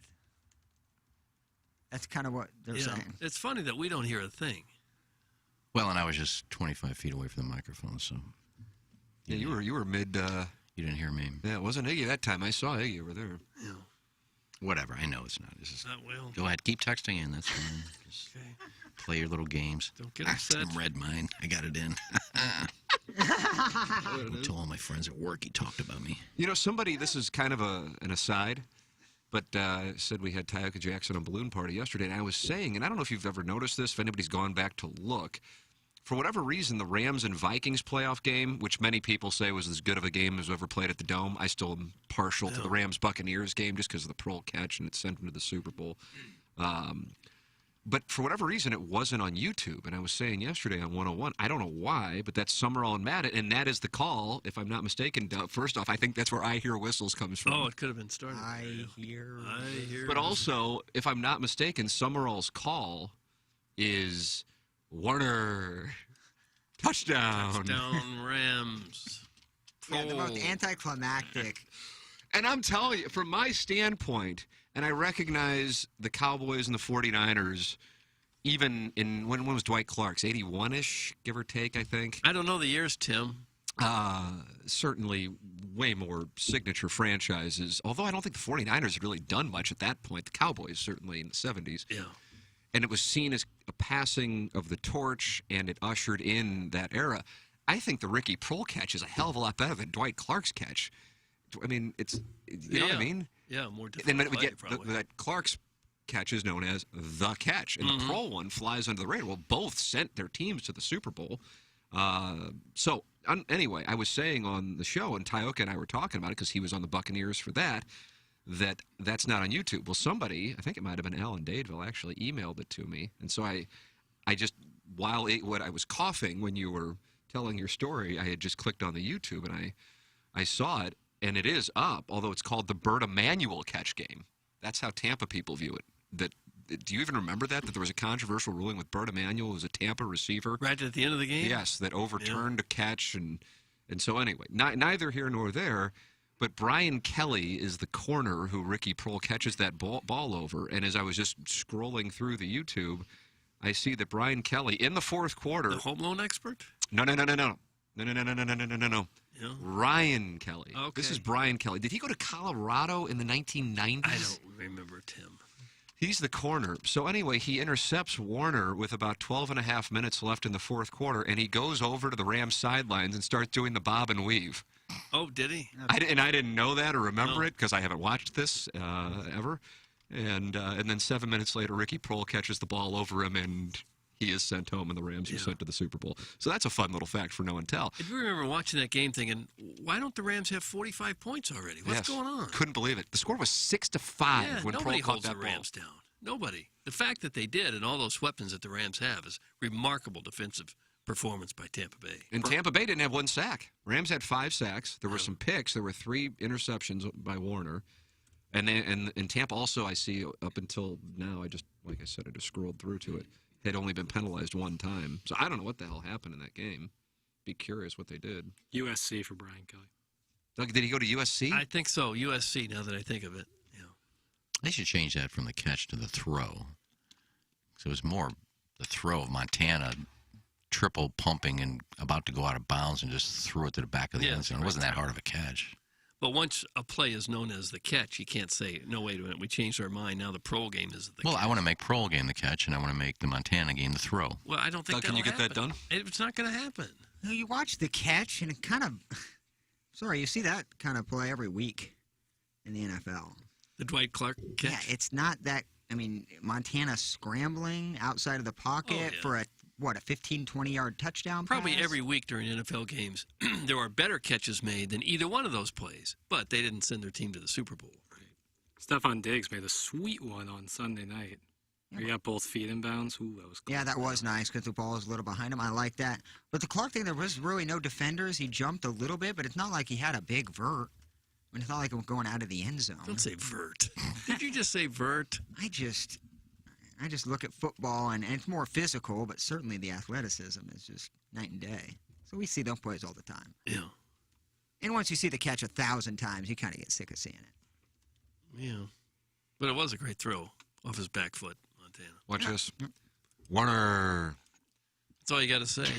I got to find it because my issue has been you couldn't find the Summerall Madden call. And part of me was thinking maybe they were really unhappy with the broadcasts, and that's what led to it. So I'm trying to see if this is here. I'm going to call up the audio. Maybe it's a copyright thing.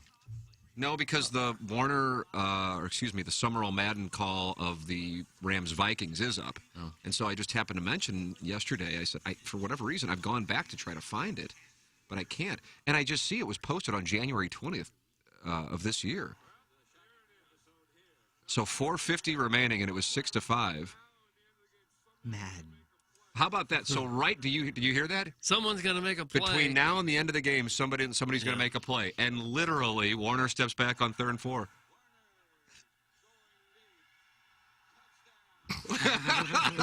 That's so... How great is that in about 6 seconds, you have John Madden saying between now and the end of the game, somebody is going to make a play. The ball is snapped. Then you have Pat Summerall saying, Warner going deep, touchdown. I mean, that's in a matter of seconds. 2 Hall of Fame broadcasters, 2 legends for the most legendary play in St. Louis, at the very least, in NFL history. That is perfection. I didn't realize. That's why I've always wanted to find this on YouTube. I'm so happy I did. God, I'll post it on the fan page. For Summerall and Madden, Al Michaels on Monday Night Football. Like, there was nothing better than... early to mid-90s NFL viewership. You didn't have the red zones. You didn't have, 20 other games to get to. I loved just every call that they had. The graphic they had with the old school Fox, I don't know, I'm just nostalgic. I loved early, mid-90s Fox NFL Sunday. You got Summerall and Madden on the game. Al Michaels for Monday night when it was like a really important... I miss the old announcers, too. Miss it. I miss Keith Jackson. I miss Kurt Gowdy, who wasn't... probably near as good as what you hear today by a lot of them. Even Musburger during college football. Whoever you grow up with, spending 3 or 4 hours of your Sunday with every week for, the entire fall and some of the winter. And Madden drooled over Brett Favre, so he called every Packer game. So I just love him. Gowdy was so much better on baseball, though. Who was? Oh, Gowdy, you said? Yeah, he was good at football with Al DeRogatis. Yeah. But he was so good on baseball. I miss Dick Enberg. He was another one who was just great. He and Merlin Olsen together were fantastic. I forgot about Enberg. Yeah, he was great. Who did you do baseball with? Was it Pee Wee Reese? Did he have the game of the week? You're going way back. Yeah. Like well, you're 60s. Talking Gowdy. You're going way back. Yeah. I barely remember Pee Wee Reese on game of the week. That must have been early 60s. Who was the CBS Sports... He may still be doing it. I don't know. Lundqvist? Vern Lundqvist, yeah. I loved him too. for the SEC yes, football sir. game. Yes, sir. Yeah. Johnny Manziel games were always great with him on the call. Not saying the young guys don't have, what it takes, but... I like Marv Albert in basketball. His days have got to be numbered. I think he retired. He is retiring this year or retired last year. Oh, yeah, he's done it forever. Forever. Is he Except for that one time when he was suspended for wanting to bite some woman. Skip Berkmeyer, still listening, just texted me, do you recall that Pat Summerall did the Missouri-Arkansas Cotton Bowl game? Oh, did he? Wow. I don't. I didn't watch that. What was that on? I was there. Did he get in trouble? Didn't watch it. They wore gold pants. Did he get in trouble? They have to call that game? Yeah, like I said, that almost sounds like punishment. Mizzou was really good that year. I don't know. It was like at noon. It was early. He may have lived down in that area. Oh, he lived in Texas. He was in on Dallas Fox. area. Yeah, it was a good game. January 1st, 2008. He's a guy who could call it home, and he'd always come on with Frank. Yeah, I met him once, too, and interviewed him. He's very nice. Very nice guy. As a producer, you like people like that you can call at home, and they're always going to be nice. And if they have time, they'd gladly join you. That can't be easy to call people at home. Well, back then, Bother it was them? probably before cell phones back then. So, but you knew people that would say yes, and you wouldn't get mad. There's other people you knew. This is a hit and miss because if they're in a good mood, maybe. If they're in a bad mood, Who got mad at you? They're going to bitch for calling them at home. Who got mad? Bud Grant used to always get upset. Doug, he seemed like a banty rooster. The steely-eyed Vikings coach. That guy is scary as hell. Was that the one that went out in like a T-shirt when the Vikings? Yes. That dude is. And then he later went topless in the fourth quarter, did he not? I think he might have. Oh, he's Minnesota through and through. That was, yeah. That He's dude. from that area, and they loved him up there. Loved him. God, and then the exact opposite when the Packers brought Bart Starr out there. Remember, it was like -5, and they had him in that. You just felt for him. It was raining. And he was very old at that rain. time. Oh, yeah. Bud Grant's old, too, though. Really old. He had a T-shirt on in that game. Yeah. Insane. Bud Grant used to not allow heat warmers on the sideline when the Vikings played outdoors at the old Metropolitan Stadium because I guess if, as a home team, if you got heaters, the visitors got heaters too. And he thought, well, this is a big advantage for us. We're used to this. We're not going to have heaters. So then they didn't have to supply heaters for the other team. And play a lot of really, really cold games up there. Love to play outside in Minnesota in Oh, December. God. Just thinking if they had sports radio back in the early days of like the mid-'60s, late '60s, and you try to get some of these coaches on. Call Vince Lombardi at home.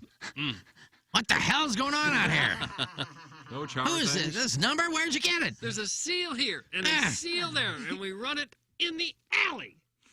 Hank Strand was another one who was always cool. You could call him at home. And, Yeah. What time? What time? What about Chuck Noll? Is he? He's kind of a badass. Yeah, a couple times. He was just surprised somebody wanted to talk to him. Don Shula was not easy. He was tough. No, I did have a home number for him, but his wife would always answer. He was tough. Dorothy. She would never let him talk. No. Was that right? He's busy. You have to go through the Dolphins, please. He would not have been a good one. Doug, I think the Plowhawk gave his Pareko take around 2 hours and 10 minutes ago, but this gentleman is not happy. He must be podcasting. Pareko is not playing so bad, Plowsy. Go back away with your stupid hockey takes. You suck. But he is playing. He had a horrible game last night. He's had a really he was bad a season. -4 last night, Doug. He's had a really bad year. I don't think too many people were pluses last night, though. No, not when you lose 7-1. Well, and I stuck up for you. He keeps playing like this for 9 years. He's going to cost himself a ton of money in this contract. When he's 37, Doug, and 38, he's going to regret playing like this in 2022. I think when you see how big he is, you just kind of think that he's going to be a bully in front of the net and get in an occasional fight and knock people over. And he's kind of a finesse player for being the biggest guy on the ice. He's still pretty much a finesse player. If by finesse you mean scared of contact, then yes, he is a very finesse player. So finessing that he is terrified to shoulder anybody and just watches the puck. His plus-minus this year is -15. Yeah, he's not having a great year. That's really bad on a very good team. 40 games played. Well, got a good slapper. But his career plus-minus is 39. That's See? good. So he is having a bad year, so I wasn't off base on that. What's Wayne Gretzky's career plus-minus? Well, you have to think he's a -5, Yeah, -6? I think -15. I think he's right there with. Okay, I got don't -15. think so. Wayne Gretzky's career plus-minus This is gonna be insane. is +520. That's just stupid. That is. Oh, and who would be the all-time best? Alexei Gusarov? I don't know. Bobby Orr. Orr comes to mind. Some of the Canadians, Jean Beliveau, somebody like Gordie that. Howe. He played for so long though. Yeah. So Yeah. The all-time best plus-minus is Larry Robinson, +722. Oh, and all those Canadian teams. And he has about 150 lead on Bobby Orr. That's Yeah. on another level. Canadians used to be right there every year. Ray Bork. Oh, no. Oh, he's a Hall of Famer. Bjork. Oh, Jackson. Jackson. Big Ray B. Is that his nickname, Doug? Was he known as Big Ray? I don't think when so. he won the Chalice? No. Old Ray B. He, Chris Raby. Right. Chris Raby has 527 I'm plus-minus. going to go over to the text inbox and see how that was treated. How about that goalie, Patrick Roy? Night, Doug. I got a Ray Bork hockey stick at home. Have you? Yeah, game used. That's actually a really good memorabilia. French-Canadian? Yeah, he's from Montreal. I love that last name, by the way. Bork. It just sounds, yeah. 77. I believe. Robert Bork was a Supreme Court justice nominee, and his son would win the Stanley Cup 14 years later for the Colorado Avalanche after a midseason trade from the Bruins. Is that correct? I think they even spelled it wrong. Even though it was his Differently. father. Yeah. So any Bruin fans out there, if you want to make me an offer. An offer for what? The Ray Bork game you stick. Saw Bernie Federko say last night in the intermission that because they interviewed Cairo and Sidney Crosby asked for a stick from him, and then Alexa said to Bernie, "You got any famous players' hockey sticks?" And he said, "Yeah, I opened up a bar, so I had a bunch. I don't know where they are. I guess they're up in my attic. So if anybody wants them, let me know." And I'm like, this guy is going to get flooded. Yeah. Hey, can I get that Gretzky stick you talked about? What about the Lemieux stick? His bar was down there by the Enterprise Center, right? Across the street? Yeah. Was it in the Sheridan? It was a nice place. Was it in the Sheridan? I think it was, yeah. Nice place. But that's a tough business. You never know when you're going to get a huge crowd or next to nothing. You never know. So I'm texting with my wife about this whole having a baby thing. You know, that Yeah, whole it deal. didn't happen last night. You couldn't get in last night? So she just texted me to update me. Got a lot of good texts going on right now. Skip Berkmeyer, Joe Buck, my wife, and she said there are still 3 inductions ahead from yesterday. There were 5 last night, which is why we didn't go in last night. So there's still 3. Yeah. So we have this sales meeting at 2 o'clock here that I really want to be able to go to. Sure. Which makes me sound insane. You tell her to Tommy wait. Mattern is texting me saying you are crazy. But I'm like, it's an important thing for the show. So in that sense, I'm happy that there are still 3 inductions ahead of us. And then once I have the sales meeting, then And you could have more kids. I think I'm probably going You to miss I'm going the to tap sport. out after this one, and I'll yield to the Plowhawk Smart. next. I think Oh, the Plowhawk will most likely be the next one, unless Iggy impregnates the listener's wife. Next 2 years. Oh, for sure we'll have one. Yeah, you get to a certain point where, you start thinking, all right, well, when I'm taking him to Little League and I'm 78, probably not. You don't think this isn't the time for you? That'd be hot. That's where you pick up a lot of cougars. Or I guess you would. Little Yeah, League? never mind. Yeah, we got a doubleheader today. I'm not going to make it. I was 39 when my youngest was born, and I was almost always the oldest. I'll be the oldest dad, but there's nothing we can do on it. We were told we couldn't have kids, so it's Yeah. kind of, I'm thrilled that we're in the situation that we're in. And at the same time, though, I got to live like I was retired in my 30s when it came to traveling. So to be able to do that in my 30s versus my 70s, Right.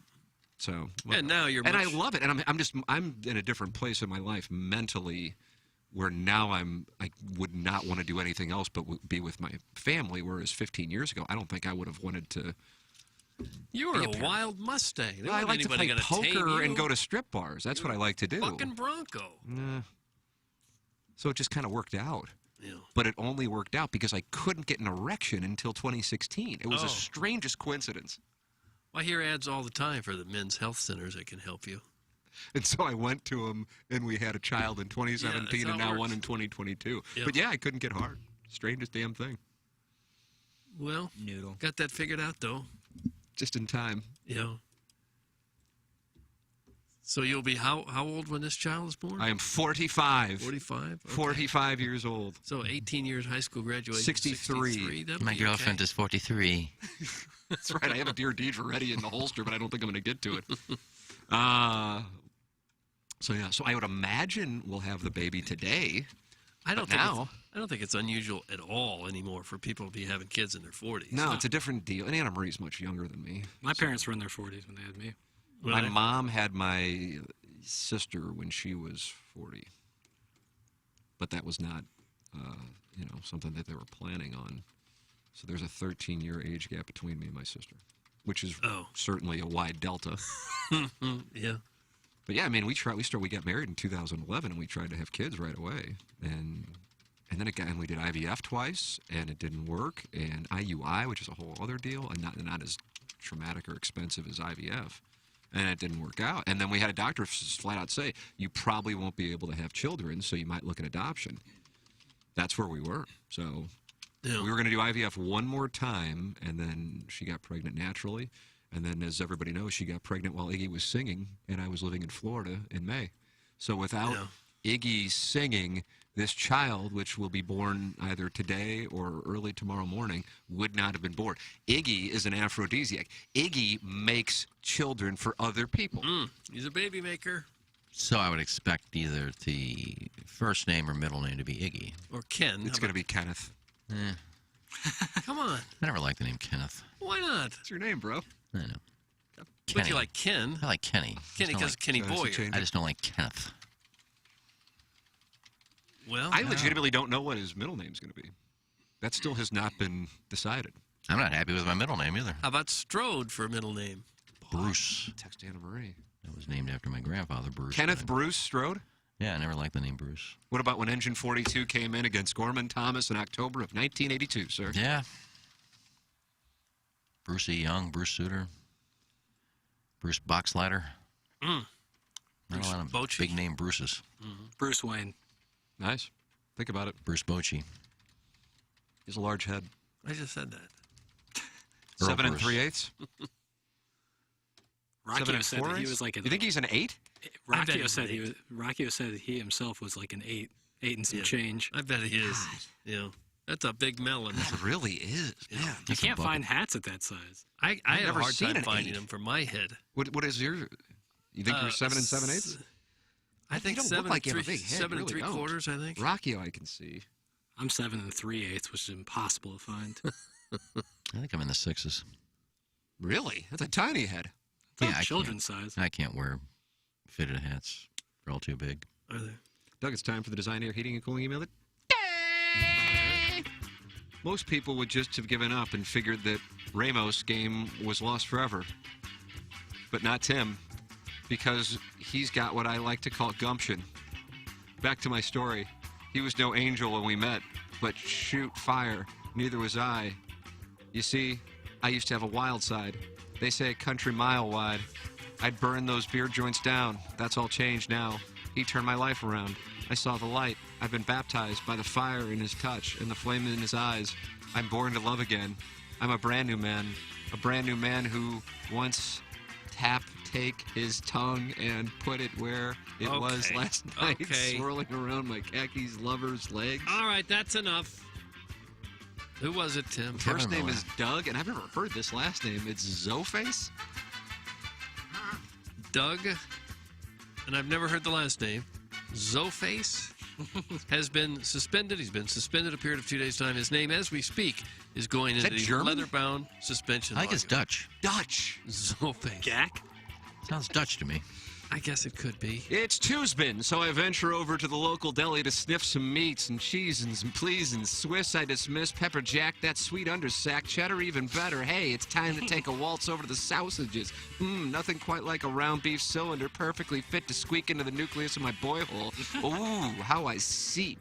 Ooh, how I weep. The saliva leaking out of the corners of my boy mouth is the nectar you desire, Doug. More like a tug goose. You're it, you dirty, dirty minx. Horrible email. That was horrible. Who said that? That's DraftKings Cal, a real audio guy. DraftKings Cal with a horrible email. This is Action Jackson here with another extremely nervous Sports Center update brought to you by Sherry's Berries. That pesky outfit from Calgary took our local hockey club's measure last night as the Flames beat the Blues by a score of 7-1. Are you looking for a way to spice up your one-sided relationship between you and the coworker you've been stalking? Just go to berries.com and enter promo code Elderly Creep for 10% off your next order. Don't forget Valentine's Day is right around the corner. If you want to take your relationship from the jiggling your coworker's locked door handle stage and into the visit my one-star apartment patio and vomit into my sink stage, call 1-800-BERRIES and tell the operator the promo code Uncut Senior Citizen without a retirement plan. Doug, usually these are one-word promo codes. It seems like it's a lot. Spell it out. Just to get 10% off the berries. Try sending some berries to one of your male friends, too. Nothing says I hope you quit trapping your co-host in a putrid haze of undercooked chicken Alfredo-flavored fog like sending a bunch of fresh fruit to that anorexic board-op who keeps crapping his pants live on the radio. Just enter promo code Darren's Dutch Oven. Oh. This Sports Center update has been brought to you by Sherry's Berries, who will likely pull this ad campaign after hearing how shaky my voice is. Now back to the incredibly handsome Tim McKernan. Doug, that's from the JV golf coach. JV golf coach. God.